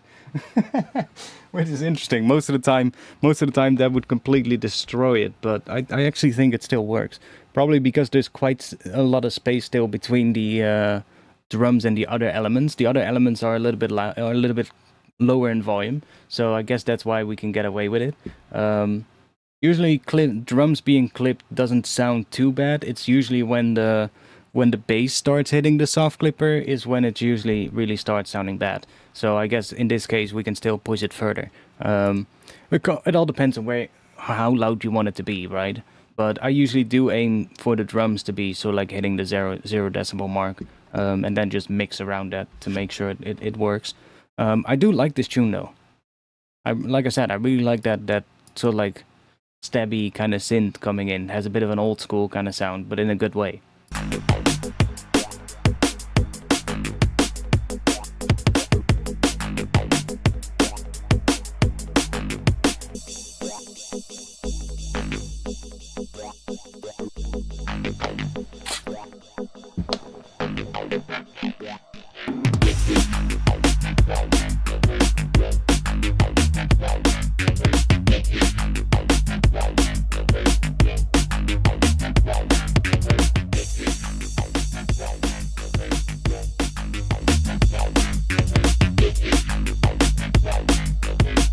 Yeah, I think it works.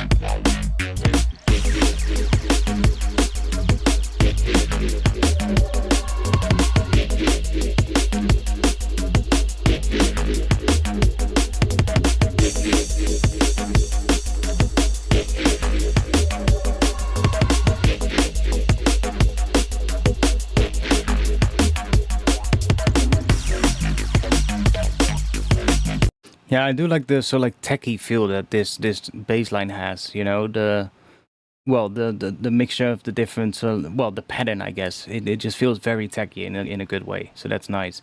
Um, it's maybe not as so like well, it's not as produced sounding if you get if that makes any sense than a lot of drum and bass is nowadays. It has a bit more of that old school kind of sound, but I personally like that sound a lot. So I don't see much of a problem with it.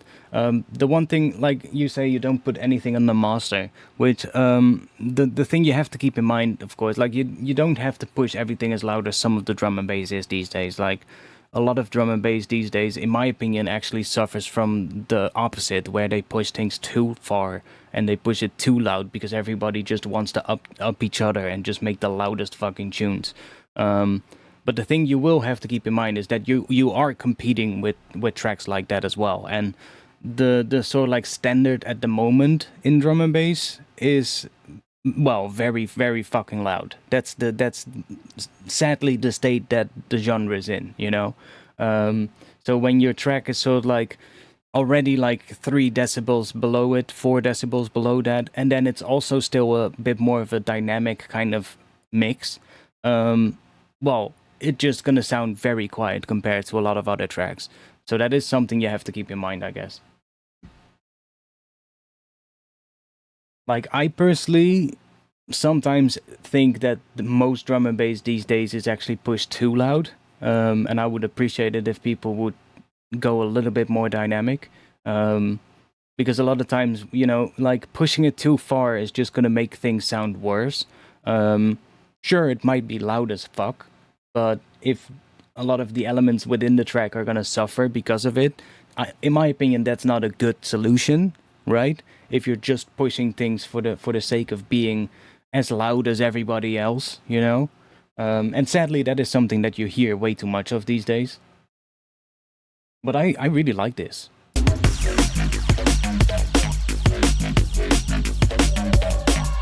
Like, this would be a tune when I was like, I guess when I was like, maybe 16, 17 years old. I listened to a ton of these kind of drum and bass tunes with the more techy kind of vibe. I would have loved this in my in my younger days. Sounds sporty, would work nicely on a Formula 1 game. I could see this working in like some kind of a racing game. Yeah, totally.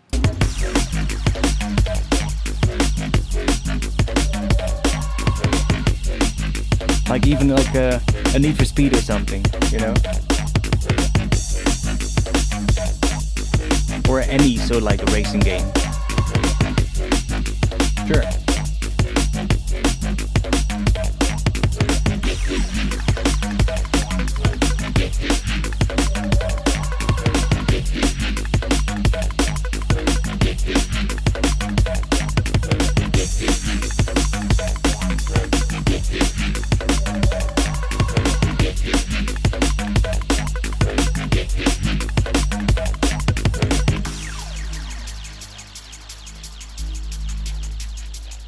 Other than that, I wouldn't necessarily change too much about it. I think it's good.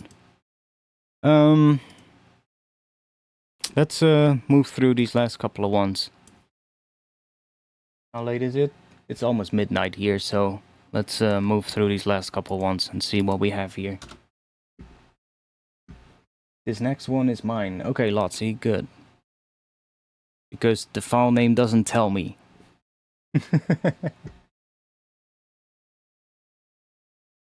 This is the first time I managed to make good drums and a good bass in drum and bass style. At first I hated my drums a lot, but then I found your tutorials and very soon made a lovely kick and snare. Okay, cool. Let's have a little listen and see what we got here then. Let's bring this back up. Let's do that.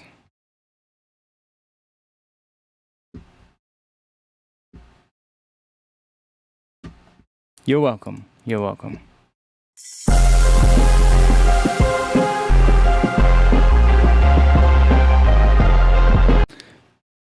Just after we talked about loudness. Oh wait, my bad.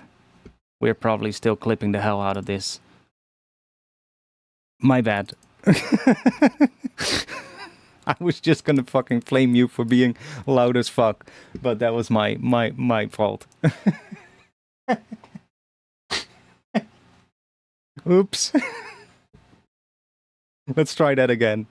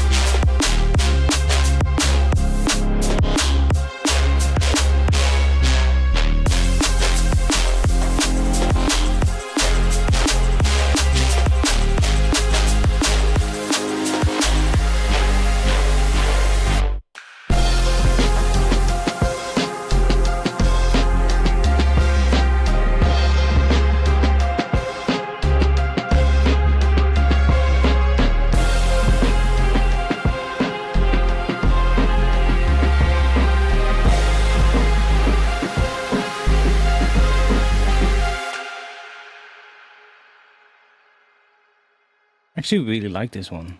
The one thing I would say though is this section can be longer. I feel like I feel like the first drop sort of like ends too quickly. Definitely has an Artifacts drum sound. Really? No, I think like especially here we have let's say the drop kicks in here, right? Yeah.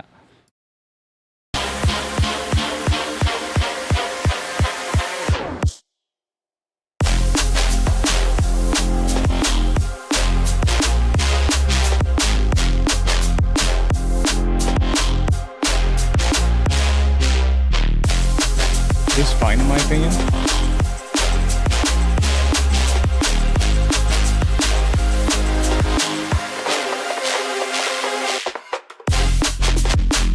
But because you're sort of like having this section here, where there's still the pads in the background, and then you cut them out and go into this section here, that section only being 16 bars, kind of, well, I wish this section was like 32, where you cut the pads out and really focus on the drop itself, focus on the drums and the bass. Because you have that section with the pad in front of it, I think you could get away with extending this with like another 16 bars.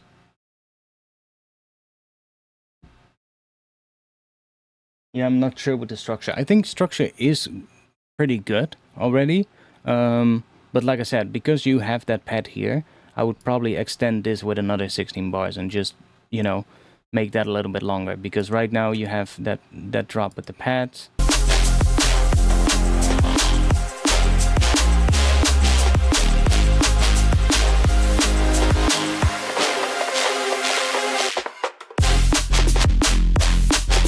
Or I guess pads, I guess an ARP is more a better way to describe it. It's more like an arpeggiator. Maybe there's some pads in there as well, but mostly the ARP that you hear in the background. And then you take that out and go into this section. But then this section just feels pretty short.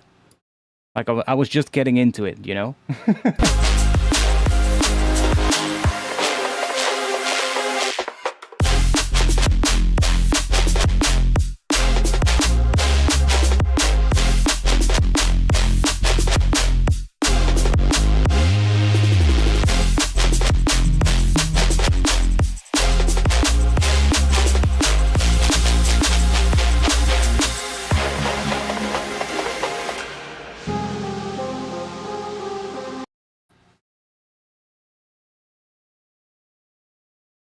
Don't know what the tempo is of this one.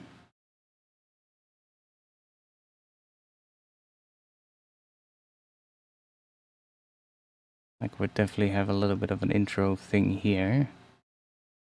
So what if we put this right here?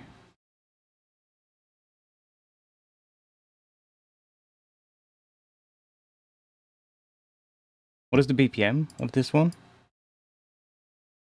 Like I almost even think if you make this section twice as long, just because I really like that sort of like that interaction you have with sort of like the well, I guess we can just do this for a bit and see what it is.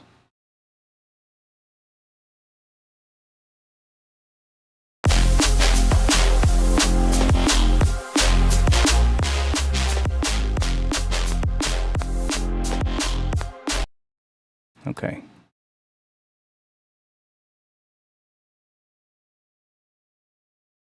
Is it that?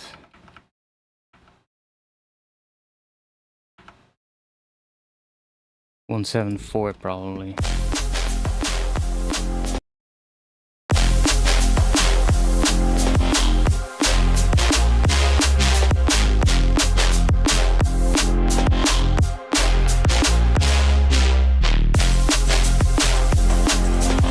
Yeah, 174.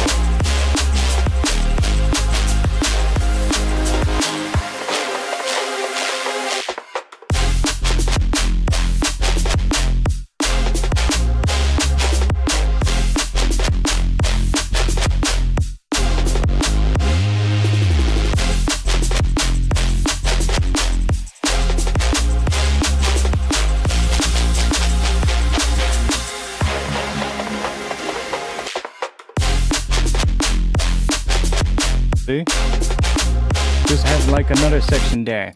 Maybe in this section, change the pattern up ever so slightly, so that it, you know, it feels a little different from the first time it plays. And I would probably lean into that sort of like that, well, it sounds like a synth step, almost like a sort of like a hybrid between like a synth step and like a bit of an orchestral sounding step. I would probably lean into that and play around with the pattern of that and maybe make that hit a little bit more often or something like that, and just play with the interaction between that and the bass. But I feel like that is really a nice groove, and this section, in my opinion, is the best of the entire tune. So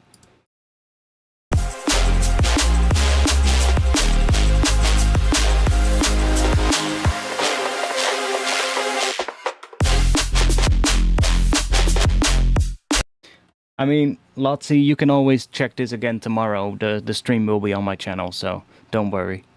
I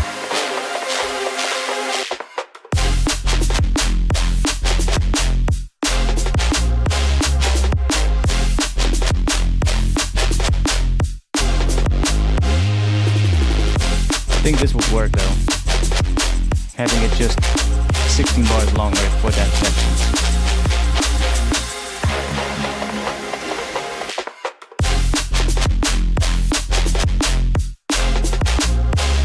And like I said, just change the pattern in this section a little bit.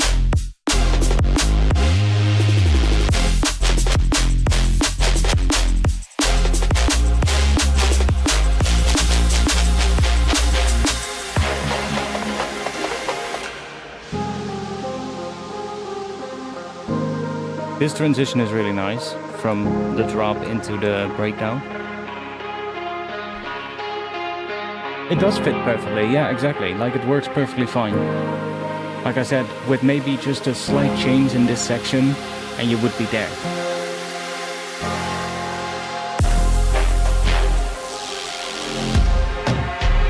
And drops are not going to be too long if you do that. It's going to be fine.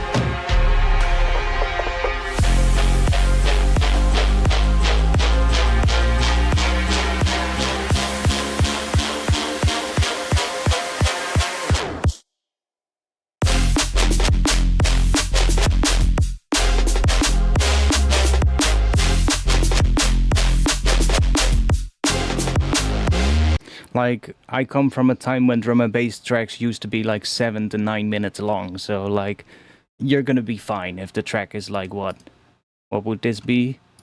This would be 3 minutes 44, like that's well good made. Like, you don't need to have your track be on under 3 minutes. Like, a lot of things these days, like, there's tracks being released these days that are, like, literally 2 minutes long and shit like that. And personally, for me, those tracks really don't do much, you know? There's not enough time for the track to really establish, like, a vibe or, like, a good mood. A lot of the sections are just too short when people do that.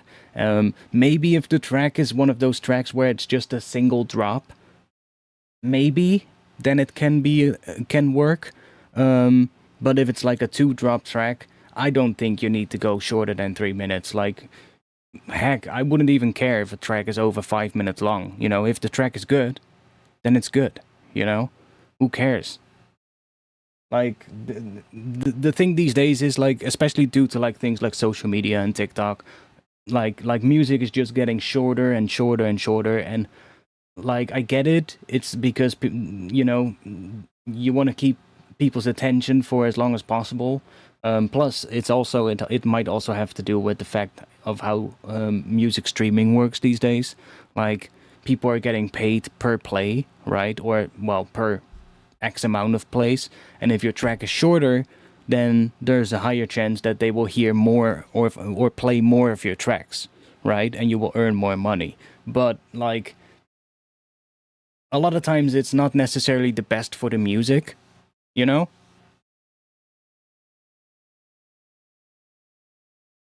It's in a weird middle space, too long to be an intermission, too short to be a full track. Well, yeah, that's the thing with a lot of tunes. Like, the last one I heard some of those tunes on was, I believe it was the last Imanu EP or album, I don't know what it was. There were a couple of tracks that were literally like, or at least one track, I'm not sure if there were a couple, but at least one track that I can remember that was literally under 2 minutes. And I was like, what? What is this, mate? Like, it could be a good tune still, like, it could have a lot of good things going for it, but most of the time when I'm done listening to a track like that, I'm like, I wish it was longer. You know, give me a bit more.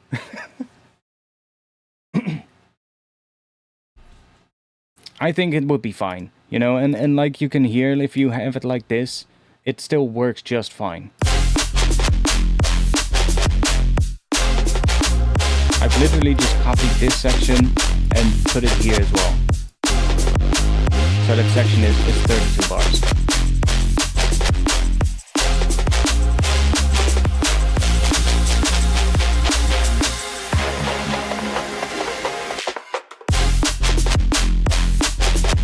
Works just fine.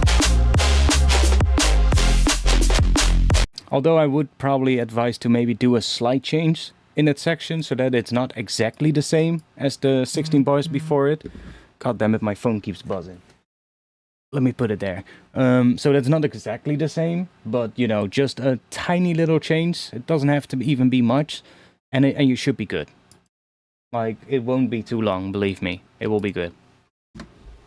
I like the tune though. There's a lot of good stuff in it that I really, really enjoy.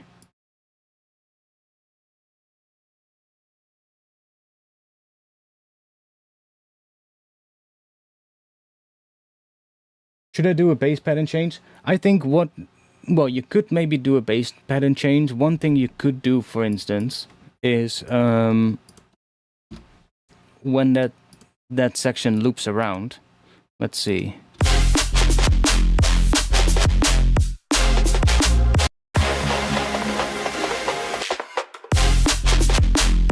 Like, you could, for instance, you don't even necessarily need to change much to the pattern.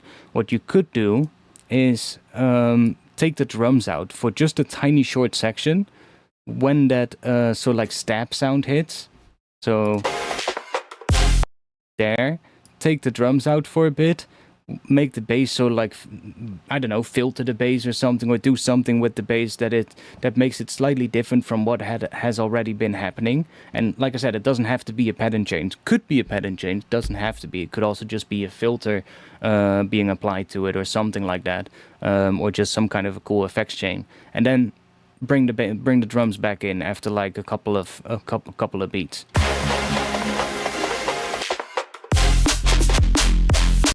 So like maybe even just take this section, take the drums out, like maybe just this, and then make them come back in on this kick or something like that, or even on this snare, so that there's this tiny little break to just make it slightly different, and then it goes back into the groove, you know? Something like that can always work. Or add another bass sound, you know? You can also do another bass sound to kind of spice it up, or you can play into this sound, that stab sound that sits on top, and maybe do a more busier pattern with that, and then make sure that the bass suits that as well. Of course, you might have to change the pattern of the bass ever so slightly, but I wouldn't necessarily think you need to add too much to it. It's just a matter of adding a subtle change that still is close enough to what has already been going on before it, but still adds some slight, just a tiny change so that it keeps it interesting. Because otherwise it's just a loop, right? Otherwise it just loops itself, and that might be something that makes people go, you know?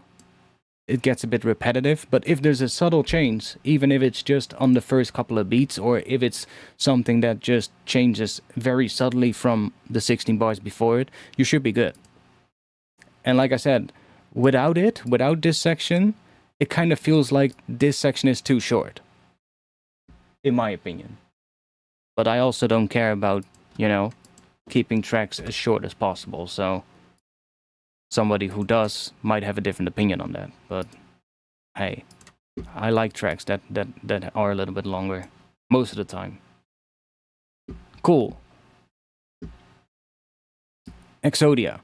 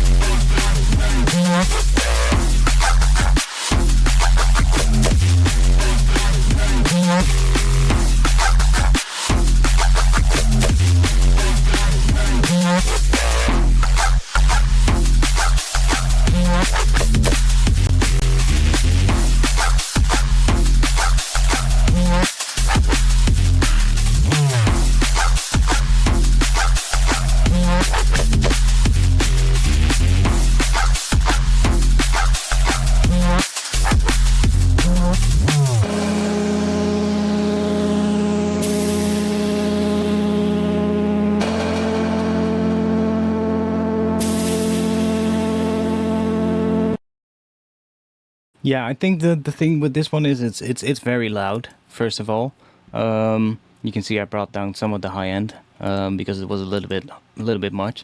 I think the most biggest issue with this is that the high end is of course it's loud, but there's another thing that I have a bit of an issue with in this, and that is that it almost feels like the high end is just a wash of sound. Like sometimes it can be fine if it's a bit more of like a rhythmic kind of high end, but this high end is almost feels like it's just sustained because there's so much of it. I'm not sure if we could even hear that if we just high pass the shit out of it. See if we can.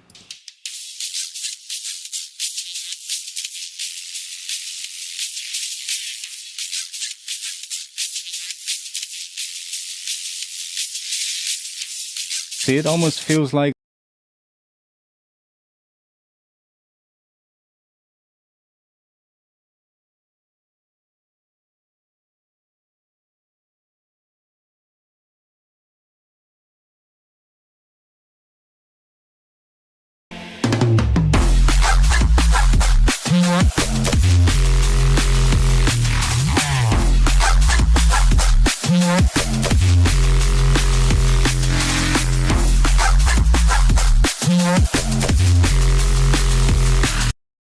oh, my bad.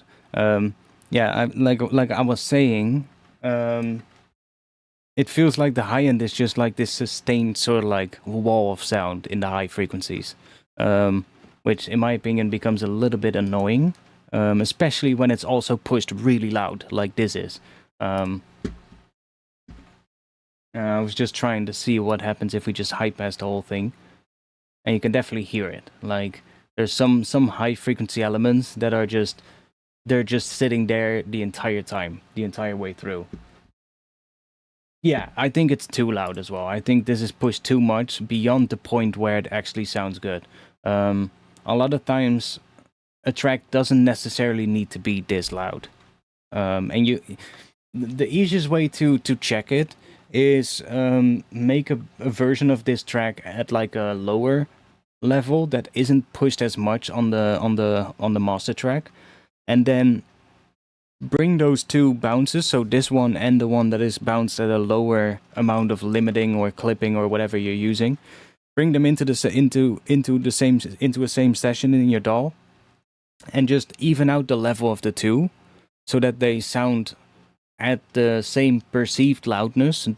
Could be that they're different in actual loudness, but make sure that they sound the same in the perceived loudness, so that it doesn't sound like one is quieter than the other when you just judge it by your ears, and then just listen to which one of the two sounds better, Just A-B, jump back and forth between the two, and just really listen to which one actually sounds better. And a lot of times you'll notice that the one that isn't pushed as hard, that is slightly more dynamic in that sense, will probably actually sound better. Because the other one just is pushed too much, and you'll introduce a lot of unwanted distortion that way. Also need to make sure that I bring my volume down, because otherwise this is definitely going to feed back into the mic.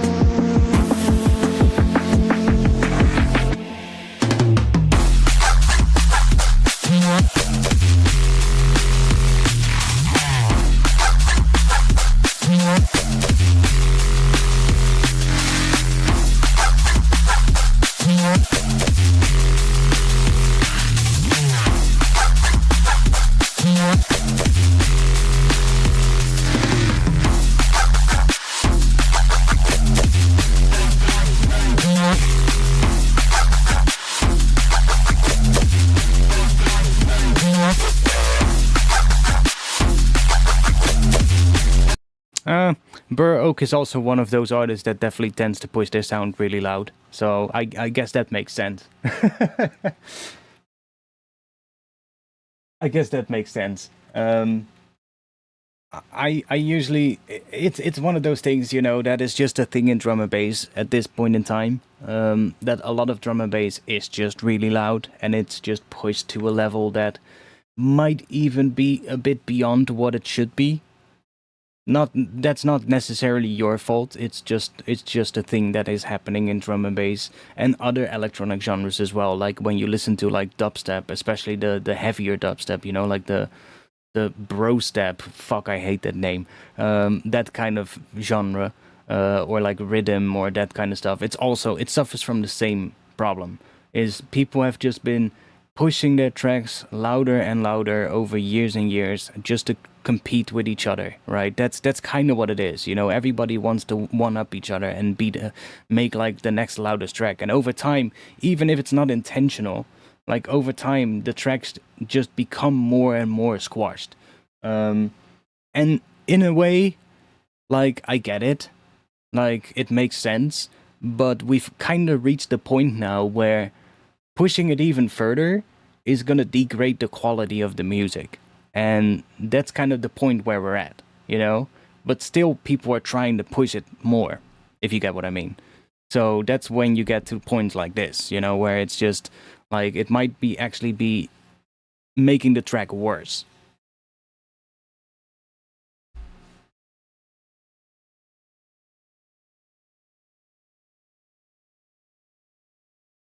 Burr Oak is definitely loud.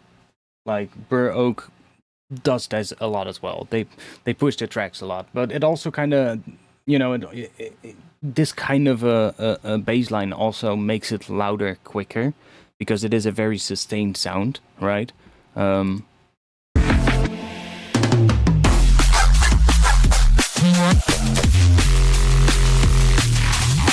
Especially those longer bass sounds that you hear at the second half of the phrase.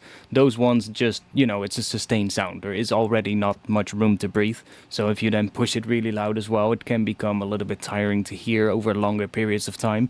Might sound good at first, but then over a longer period of time, it just becomes more tiring because it's just, there's not a lot of room to breathe. I still like it though. There's a ton of good parts in this. There's a ton of good sounds in this that I really like.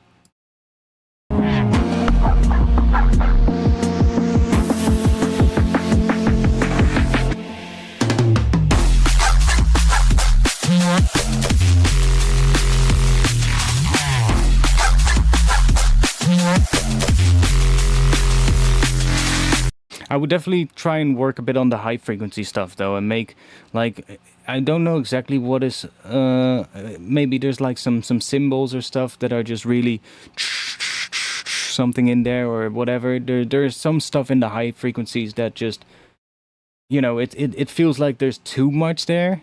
Maybe just applying like some volume movement to it just to make it feel a little bit more rhythmic or something would be nice.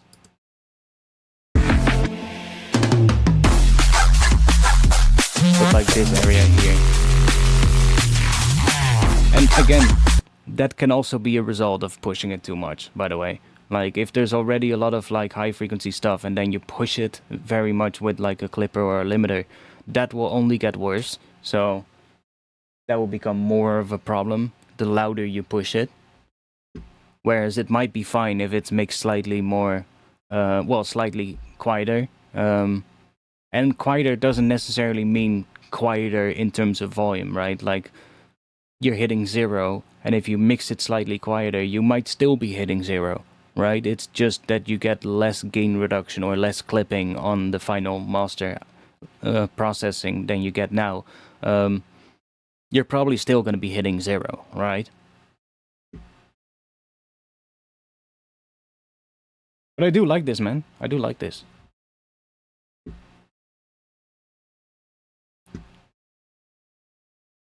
So, let's see. We have Angelite. And this is definitely more dynamic. We can see that. It's probably also isn't drum and bass. I think this would be a good one to end the stream on, actually. It's 12:30, so it's half an hour past midnight for me. So I think this would be a good one to end the stream on. If your track wasn't played, it is what it is, you know. Submit again next time.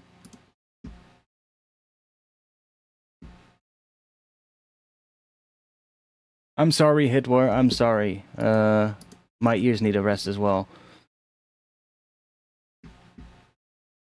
You're always the last one. I mean, your tracks are also usually a good one to end on, you know? And that's a compliment. They're usually good for the vibe, you know?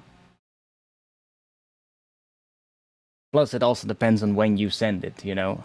If there's enough people in front of you, then, well, that's how you get towards the end.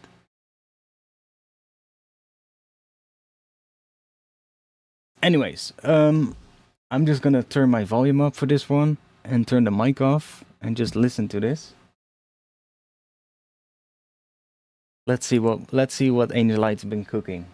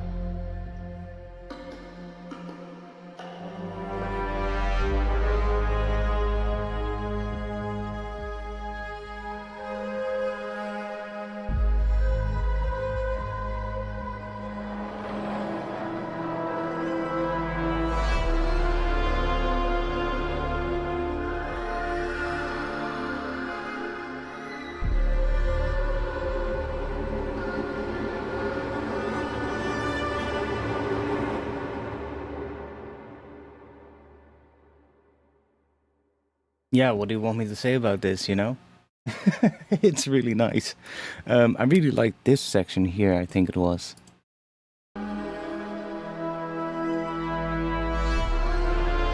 Yeah, that chord just works so well.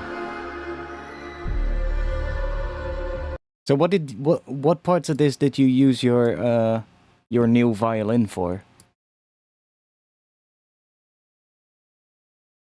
Because I can hear there's some other like background elements that you've probably used it for.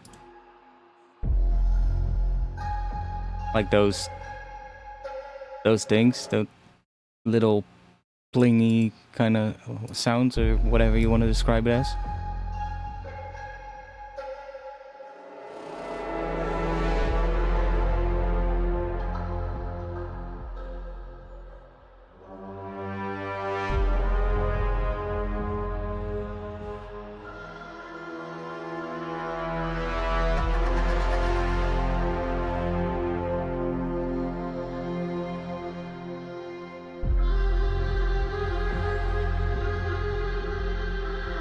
It's nice though, it's really good.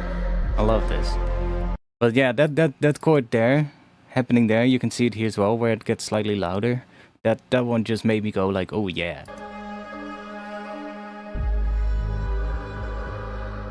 I mean, that makes sense. I would have probably done that as well.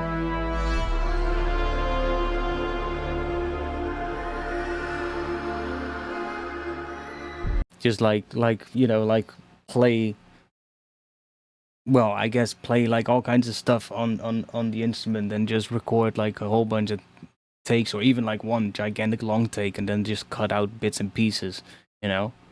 Who cares that you don't necessarily know how to play a violin, you know? You can still make sounds on it, right?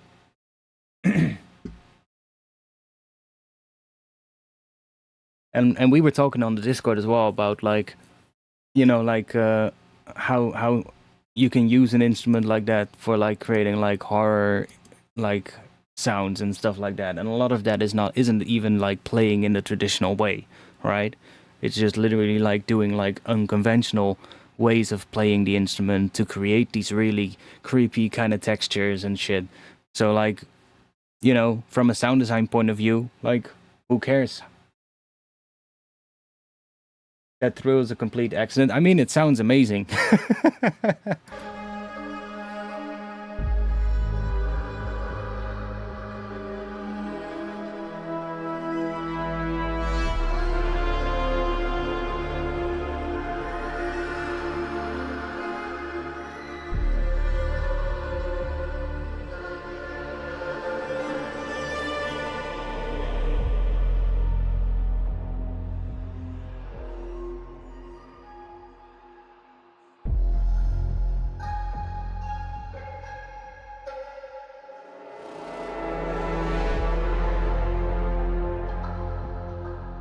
The only thing I would maybe say is like, it would be nice if there was maybe a section where it went into a little bit more of like, I guess, an actual chord progression where there's a more sort of like fleshed out orchestration underneath it all.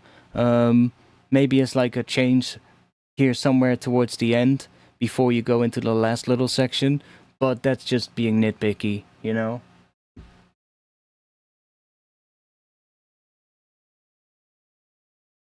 Right now it feels more like textural based, right? Which is good too. Like, I like that kind of stuff. But maybe like a final section where it just opens up a bit and feels maybe slightly more, I guess, epic or whatever would be a good thing. But that's kind of the only thing I would maybe comment on. But other than that, I think it's good. I like this kind of stuff a lot, but you know that. Yes, that section at the end is what I'm working on right now. Okay. I mean, I would definitely like to hear that. So, thanks for tonight, everyone. My ears managed, so that's good.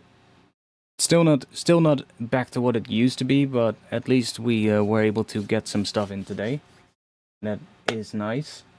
I'm glad to be back. It actually started off with a Mongolian throat singing, but I started deleting a bunch of stuff. I could see that still working though, but it kind of depends what direction you want to take it.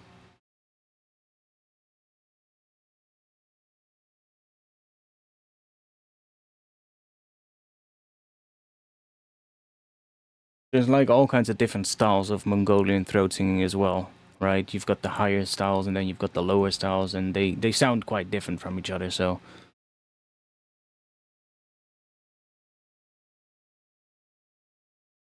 Yeah, thanks, Alex. I hope to be back again next week as well. Like I'll say it again. It really depends on what my ears do. I just have to be realistic with that right now, and just be like, hey, when it doesn't feel good, I shouldn't stream, you know, because I'm just gonna hate myself when I'm then streaming, and I'm just gonna get annoyed. So I just have to keep that in mind, and just understand that, you know, some days I might need to take a slight break for that week because my ears just don't want to be nice that day. Yes, the basic one. Yeah, the lower style, Kargira, or whatever it's called.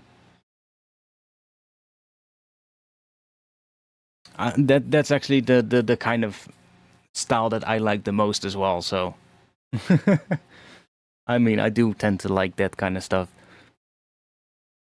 But it can also be maybe hard to implement, I feel. Like, I mean, this could still probably work well with it, but I feel like that kind of style is also kind of hard to implement into music a lot of times. If it's anything else than like more like the traditional kind of use of it. I don't do throat singing, no. I've tried to make those sounds every once in a while, but that's something different than actually doing it.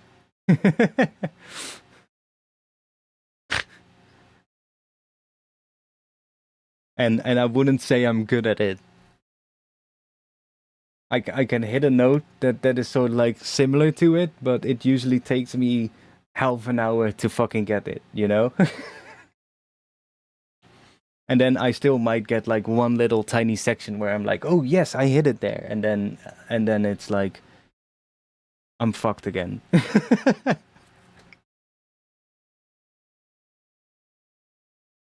It's really difficult. Yeah, it's really difficult. It makes no sense as well. Like when you're not used to doing that kind of stuff, it makes no sense. Like there's certain muscles involved that when you're just used to speaking or even singing normally, like you're not used to using those muscles at all. It's the similar kind of thing as with some kind of beatbox sounds, actually, where you need to get control over certain muscles to be able to make certain sections of your vocal tract vibrate, and change the frequency of the sound. Because what it really is, it's kind of like, because a lot of times when these low style throat singing kind of, well, I guess you would call them singers too, when they do that, they're not singing that low note. They're singing a note that is an octave higher, or sometimes even more than an octave higher, depending on how low that they're going. And it's the other parts of the vocal tract that are contracting and vibrating to create the illusion as if they're singing that low, but they're not really singing that low. That's the whole thing. It's very similar to subharmonic singing in a way, where the only difference between the two is that subharmonic singing isn't really loud, whereas actual Mongolian throat singing, especially the low style of Mongolian throat singing, it's loud as fuck. You don't need a microphone for that at all.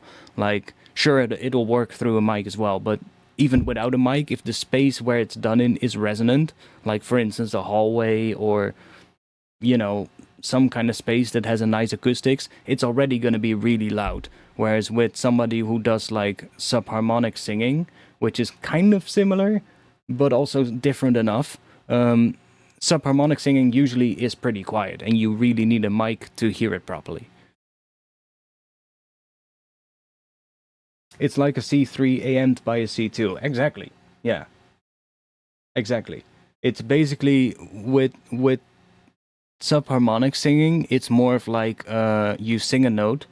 Like I do know the the technique behind it, even though I can't properly do it myself. I know how it's done.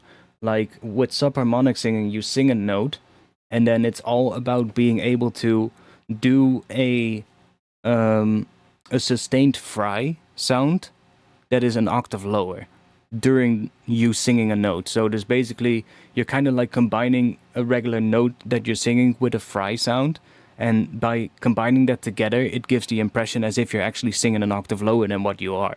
And with throat singing, it's the same concept, but instead of using a fry kind of sound, you're actually making the tissue above your what is this area called? Your larynx, I believe, where your vocal cords are within. At the top of there, there's like two pieces of tissue that you can also vibrate, which is kind of the same thing that happens when you clear your throat. That kind of vibration that you feel here in your throat when you do that, that is those two pieces of tissue vibrating. And you need to get control over the muscles in your throat to make those pieces of tissue vibrate on command, and then at an exactly half the frequency as the note that you're singing. And when you do that correctly, you're getting the sort of like the lower throat singing style, which is really difficult to do. And it's kind of also, you need to do it correctly, because if you don't, like, the whole point is, like, when you're doing it, you need to be able to create the vibration above your vocal cords, because if you don't, you could actually damage your voice. Like, if you don't do it in the right spot, like if you're creating it so like around the same area where the vocal cords itself are, you could actually seriously damage your voice. It all needs to happen above that, if that makes any sense. Like, see it like this, like if you can actually do it in like a synth as well. Like, you can really do it in a synth. Like, we've done that before, actually, a while ago. But you can do it in a synth as well. Like, if you just have like, let's do this. Boop.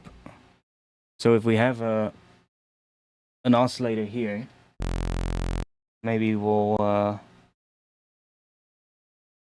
just do this so that it's a little bit filtered. Let's say that, right? And if we then AM or RM, like amplitude modulation or ring modulation from this one, that is an octave lower. See how it becomes lower? That's kind of what you're doing in your throat at that point. This would be the other piece of tissue that are vibrating at a lower frequency, and because it's happening above the actual generation of the sound, because your vocal cords are generating the initial sound, and then above that there's some extra tissue in your throat that is vibrating at a lower rate, and because of that it's so like pitch shifts the sound down an octave, but you are not singing that low, you're still singing the same note. It's just that it's sort of like modifying the sound by using the other parts of your vocal tract, and it's really weird, but it's so interesting, and you can actually, like, people that are really good at it can actually do it in such a way where they can also go to even different areas. Like, for instance, instead of here, instead of there, they could even go like this, so it's, for instance, an octave and a fifth lower. There's even people that can do that. They can switch between just an octave lower and an octave and a fifth lower, which is even crazier. And I believe there's even people that go beyond that, which is absolutely nuts. It's such a weird thing. But it's very similar to that.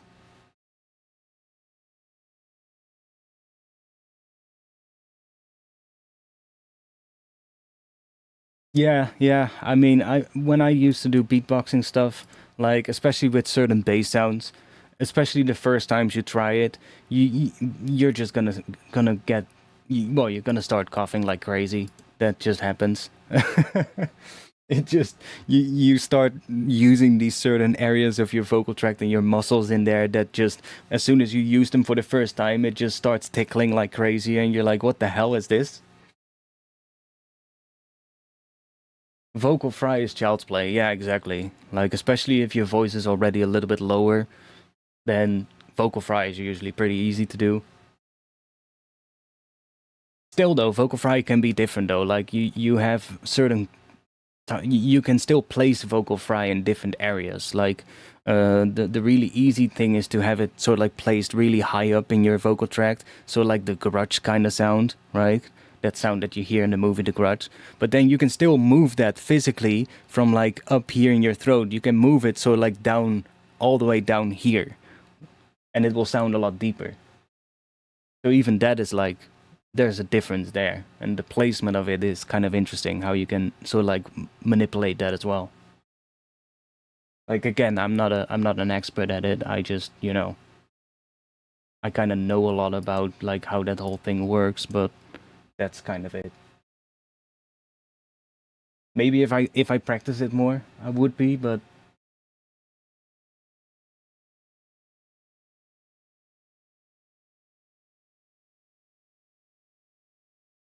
even with like I believe like throat singing, it's partly that, like knowing what muscles to use and how to control that. Sort of like, I believe it's usually what they would call your false vocal folds, those two pieces of tissue that sit above your vocal folds. I believe that's what they call them. You need to be able to control those on command, and that's already hard enough.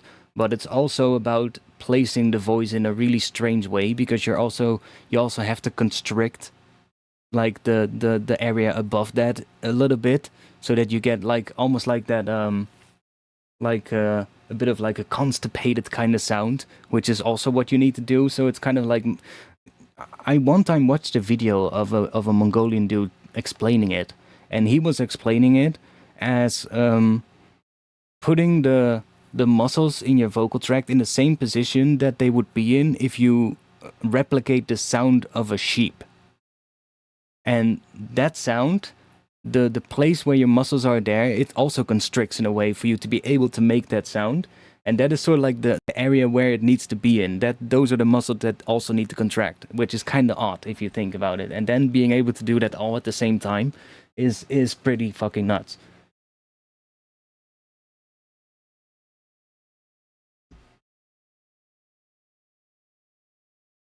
Anyways, I'm gonna be back hopefully next week. I'll let you guys know on Discord. Thanks for being here. I'll play this one more time while we end, because why not? It's a bell shape with a high resonance sound.